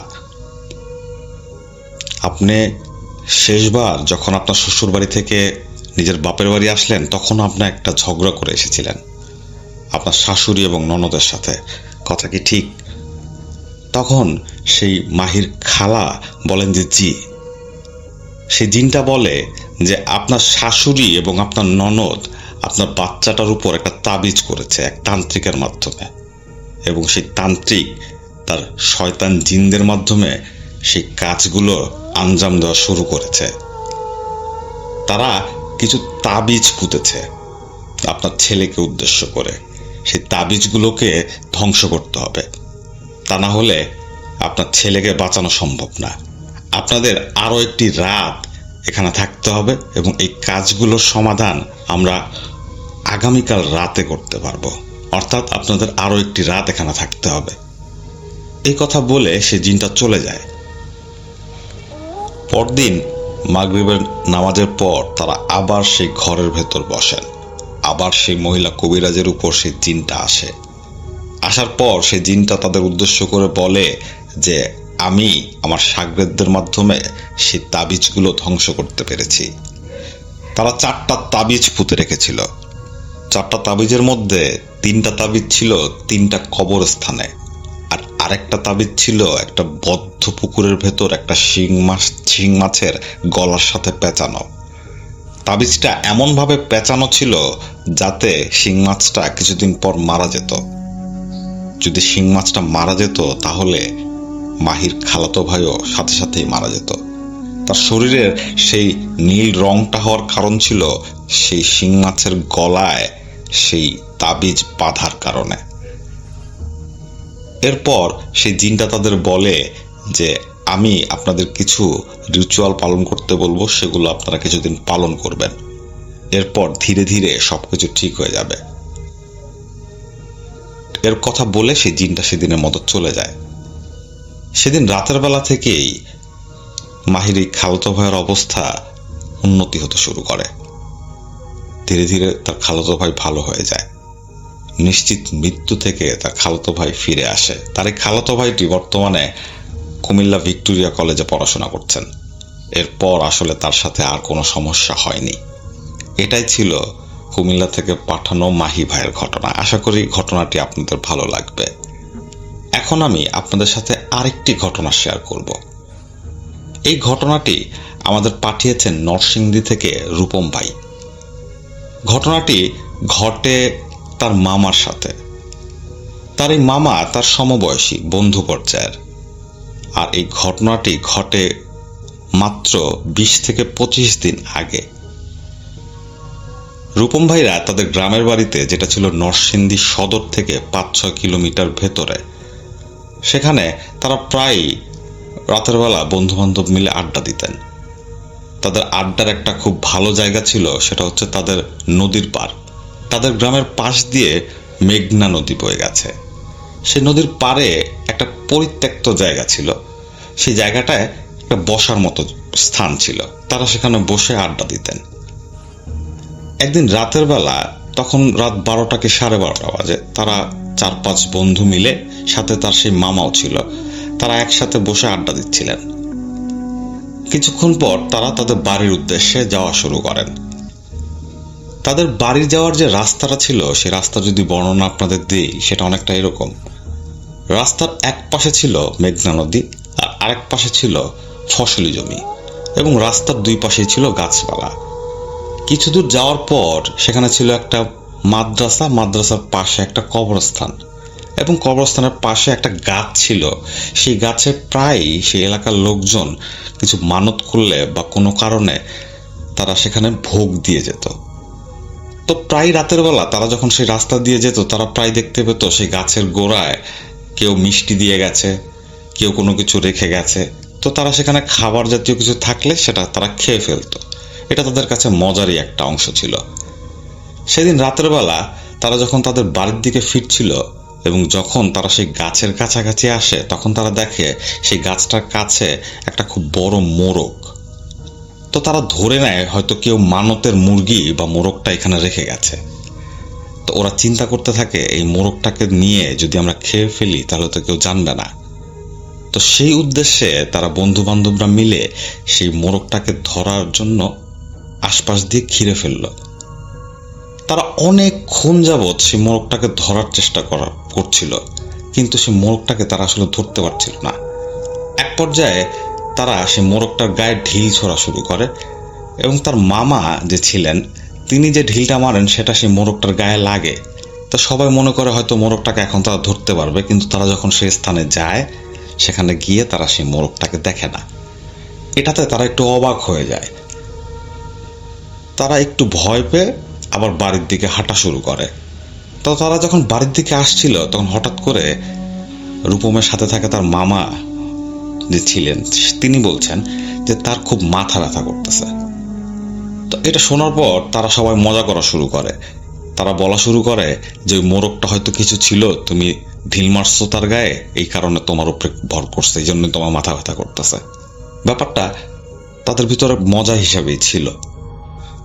তো তারা তাদের বাড়ির দিকেই হেঁটে হেঁটে আসছিল। তো তারা বাড়ির বেশ কিছু দূর এগোবার পর তাদের বাড়ি তারা দেখতে পাচ্ছিল। ঠিক সে সময় তারা তাদের পেছনে এক ধরনের আওয়াজ শুনতে পায়। তারা শুনতে পায় অনেক মানুষ যদি খুব দ্রুত পেছনে হাঁটতে থাকে, সেক্ষেত্রে যে ধরনের আওয়াজ তারা শুনতে পাবে সে ধরনের আওয়াজ। তারা দ্রুত পেছনে ঘুরে তাকায়, তাকিয়ে তারা কিছু দেখতে পায় না। তারা একটু ভয় পেয়ে যায়। তারা চুপচাপই সামনে সামনে হাঁটছিল। কিছুক্ষণ পর রূপম শুনতে পায় তার মামা পেছনে কার সাথে জানি কথা বলছে। তো সে যখন মাথা ঘুরিয়ে পেছনে তাকায়, সে দেখতে পায় তাদের আরেক বন্ধু যার নাম হৃদয়, তার সাথে মামা কথা বলছে। তো সে একটু চিন্তা করতে থাকে যে হৃদয় কি আজকে আসছিল, না ওকে তো আমি মনে হলো এখনই প্রথম দেখলাম। তো যাই হোক, ও আর এই ব্যাপারটা নিয়ে কথা বলে না। কিছু দূর যাওয়ার পর ওরা পেছনে ফিরে দেখে যে তার মামা তাদের সাথে নেই এবং তার সেই বন্ধু যার নাম হৃদয়, সেও তাদের সাথে নেই। এটা দেখে তারা খুবই ভয় পেয়ে যায়, কারণ একটু আগে তারা তাদের পেছনে ছিল, এখন তারা দেখতে পাচ্ছে না। এক সময় তারা মনে করে হয়তো তার মামা তাদের সাথে মজা করছে, কিন্তু ব্যাপারটা ধীরে ধীরে সিরিয়াস হয়ে যায়। তারা চারপাশ খোঁজাখুঁজি লাগিয়ে দেয়, কোথাও তার মামাকে খুঁজে পাচ্ছিল না। তখন তারা বলে যে হৃদয়কে খোঁজ করি। হৃদয়ের বাসায় পাওয়া যায়। হৃদয়কে যখন জিজ্ঞেস করা হয়, তুই কি আজকে আমাদের সাথে নদীর পাড়ে গিয়েছিলি, তখন হৃদয় বলে না। তখন রূপম বলে যে তোকে তো আমি আজকে কিছুক্ষণ আগে আমাদের পিছনে দেখলাম, মামার সাথে কথা বলতেছিলি। তখন হৃদয় বলে যে সে আজকে ঘর থেকে বেরিয়ে হয়নি। তখন সবাই ব্যাপারটা বুঝতে পারে যে এই পুরো ব্যাপারটাই অস্বাভাবিক। তারা তাদের গ্রামে থাকা সেই মাদ্রাসার হুজুরের কাছে যান, গিয়ে পুরো ঘটনাটা খুলে বলেন। সেই হুজুর এই ঘটনা শোনার পর বলেন যে হতে পারে সে মোরগটা কোনো কিছু ছিল, তোমরা তাকে ডিস্টার্ব করছো, এই কারণে হয়তো সে কোনো কাজ করছে। আমি ব্যাপারটা খোঁজ নিতে পারবো না, কিন্তু আমার একজন বন্ধু আছেন যার সাথে একজন জিন থাকেন, আমি তাকে ফোন করি। তখন কিন্তু রাত প্রায় 2টা। সেই হুজুর সেই রাত 2টার সময় তার সেই বন্ধুকে ফোন দেন, ফোন দিয়ে বলেন এই ঘটনা। তখন তার সেই বন্ধু রূপমের মামার ঠিকানা চান, নাম, তার বাবার নাম, তার মায়ের নাম। এরপর বলেন যে তিনি কিছুক্ষণ পর জানাচ্ছেন। কিছুক্ষণ পর সেই বন্ধু হুজুর যে যিনি ছিলেন, তিনি ফোন দেন, ফোন দিয়ে বলেন যে আপনাদের সেই লোককে একটা স্থানের নাম বলে দেন, সেই স্থানে একটা গাছ আছে, হিজল গাছ, সেই গাছের উপরে পাবেন। এই কথা শুনে তারা একটু ভয় পেয়ে যায়, কারণ সেই জায়গাটা তাদের বাড়ি থেকে অনেক দূরে। এত দূরে এত কম সময়ে যাওয়া সম্ভব না।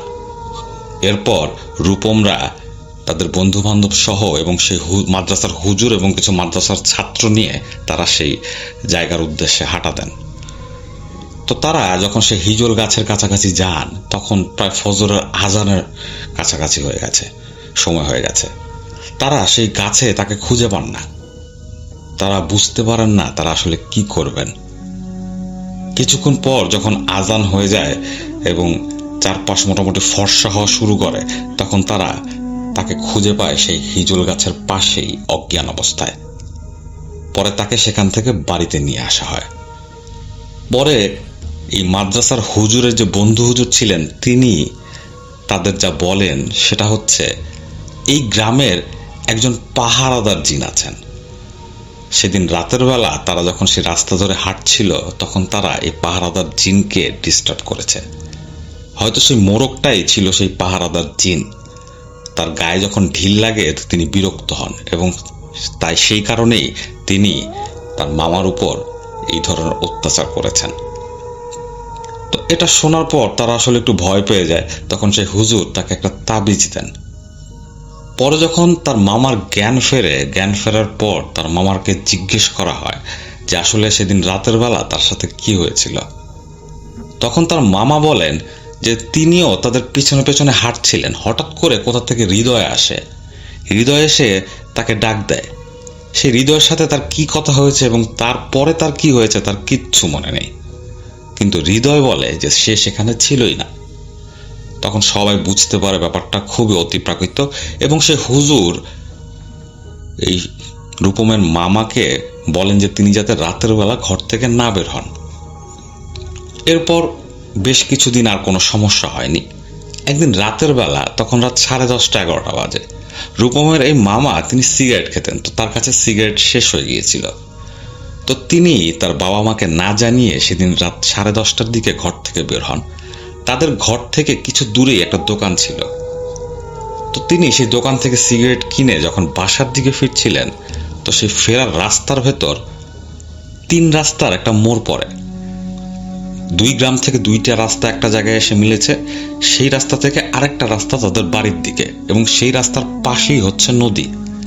তো তিনি যখন সেই 3 রাস্তার মোড়ের কাছে গিয়ে পৌঁছান, তখন তিনি দেখতে পান সেই 3 রাস্তার মোড়ের মাঝখানে কেউ একজন সাদা কাপড় পরে শুয়ে আছে। এটা দেখে প্রথমে তিনি মনে করেন তার বন্ধু বান্ধবরা তার সাথে আসলে মজা করছে, কারণ কয়েকদিন আগে তিনি একটা ভয় পেয়েছেন। এই কারণে তার এই বন্ধু বান্ধবরা এখন তার সাথে এই সাদা কাপড় পরে রাস্তায় শুয়ে মজা নিচ্ছে। তো প্রথমে তো তিনি তাদের গালাগালি করেন, যে শুয়ে আছে তার উদ্দেশ্যে তিনি কতগুলো বকা দেন।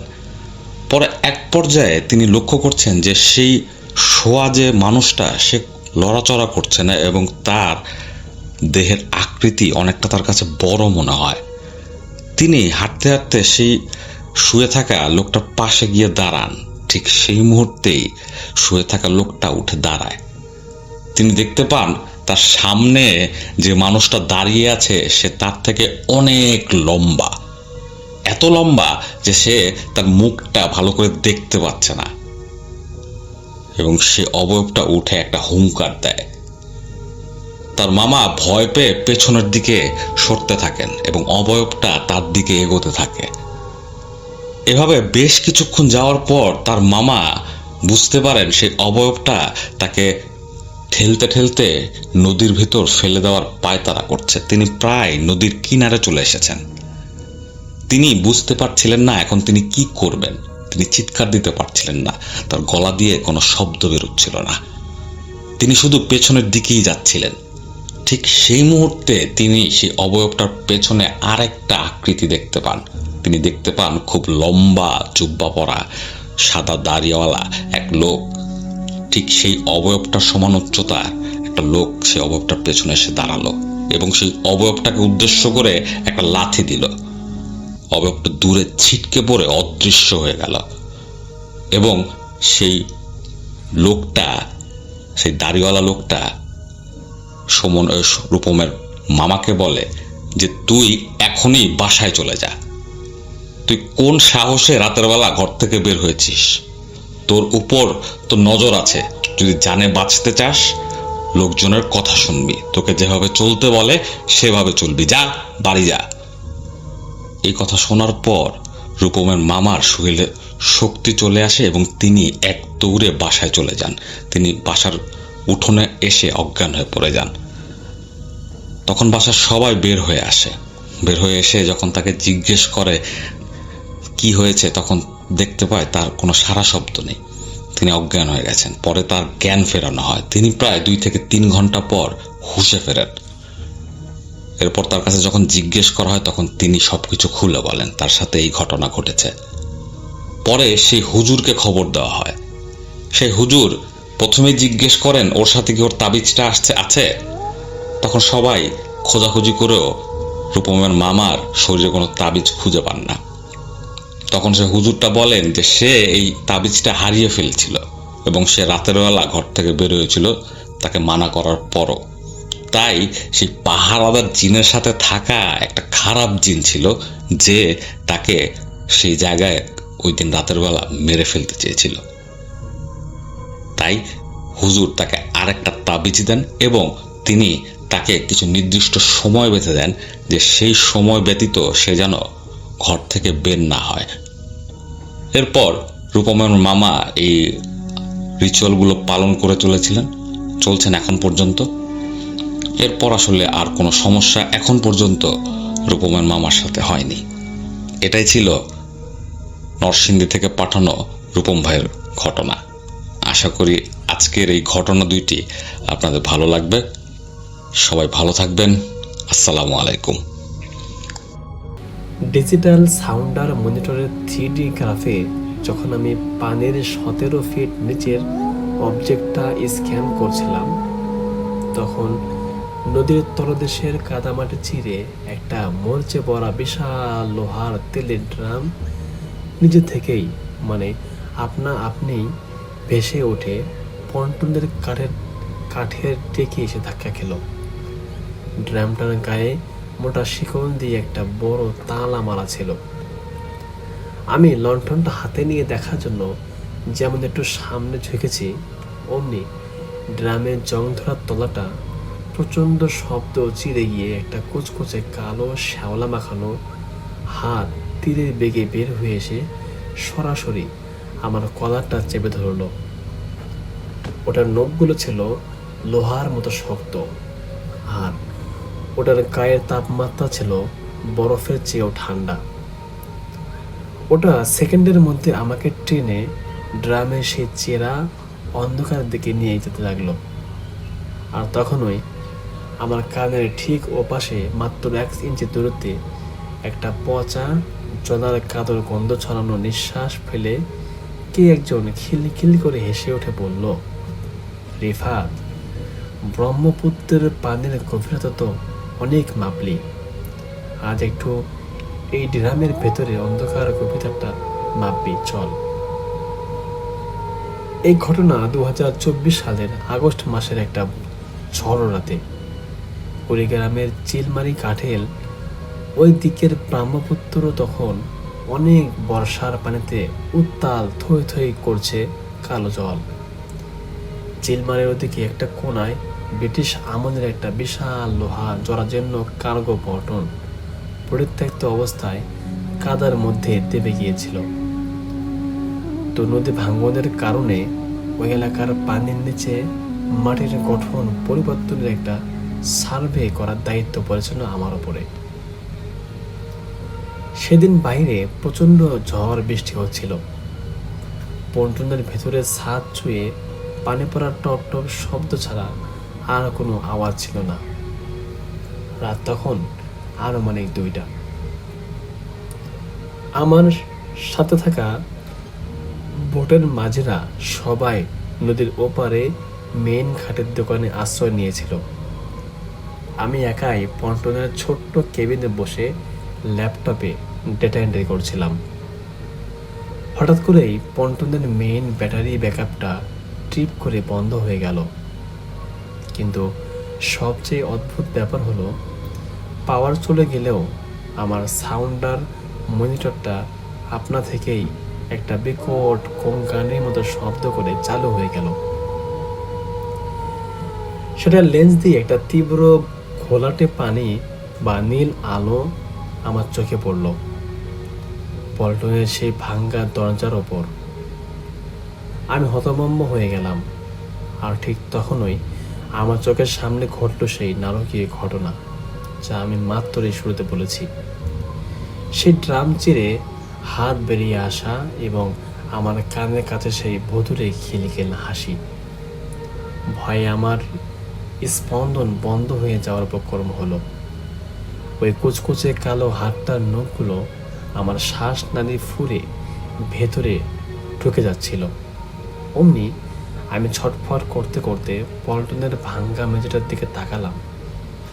সেই আব্বা নীল আলোয় দেখলাম পল্টনের চারপাশের অন্ধকার পানি থেকে ডজন ডজন কঙ্কাল সার ফ্যাকাশে অবয়ব সোজা হয়ে ভেসে উঠছে।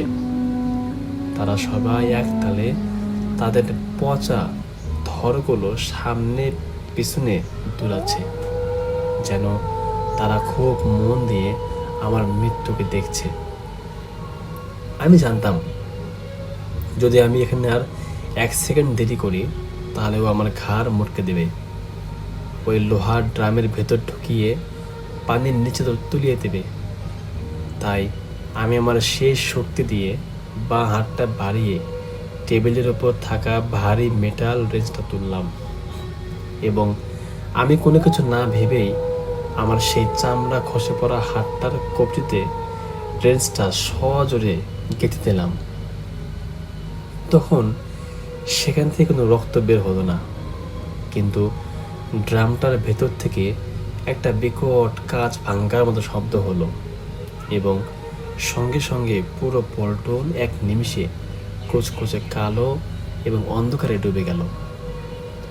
আমার গলার সেই বরফ শীতল বাঁধনটা এক ঝটকায় আলগা হয়ে গেল, আর আমি মেঝেতেই আছড়ে পড়লাম। আমি আর এক সেকেন্ডও দাঁড়াইনি সেখানে। অন্ধের মতো হাতড়ে হাতড়ে পল্টন থেকে লাফ দিয়ে কাঁদো আর পানি ভেঙে তীরের দিকে দৌড়তে লাগলাম। ভোরবেলা ঘাটের লোক ও পুলিশ আমাকে রক্তাক্ত অবস্থায় উদ্ধার করে এবং কুড়িগ্রাম সদর হাসপাতালে নিয়ে যায়। পরদিন সকালে যখন ওই পল্টনে যায় পুলিশেরা, তারা সেখানে আমার রক্তের দাগ ছাড়া আর কিচ্ছু পায়নি। তবে চমকে ওঠার মতো বিষয় ছিল পল্টনের কাঠের ডেকটা, সেখানে একটা মানুষের চওড়া হাতের তালুর পোড়া কালো ছাপ বসে গিয়েছিল, যেন কেউ জ্যান্ত কয়লা দিয়ে সেটাকে পুড়িয়ে দিয়েছে। পরে ওই ঘাটের একটা পুরনো বুড়ো মাঝি আমাকে একটা গোপন ট্র্যাজেডির কথা বলে। তিনি বলেন, 1971 সালের একটা ভাদ্র মাসের রাতে একদল চোরা কারবারি ওই ঘাটের ওই 3 জন পাহারাদারকে জ্যান্ত অবস্থায় হাত পা বেঁধে লোহার ডামে ঢুকিয়ে শিকল দিয়ে তালা মেরে ব্রহ্মপুত্রের মাঝখানে ডুবিয়ে দিয়েছিল। তখন প্রশাসন নিজেদের পিঠ বাঁচাতে সেই ঘটনা ওখানে ধামাচাপা দিয়ে দেয়। এই ছিল ভাই আজকের ঘটনা। আশা করছি আজকের ঘটনা আপনাদের ভালো লেগেছে। যদি ভালো লাগে আপনারা অবশ্যই লাইক কমেন্ট শেয়ার করবেন এবং দেখা হচ্ছে পরবর্তী কোনো এপিসোডে। আজকের মতো এখানে বিদায়। আল্লাহ হাফেজ।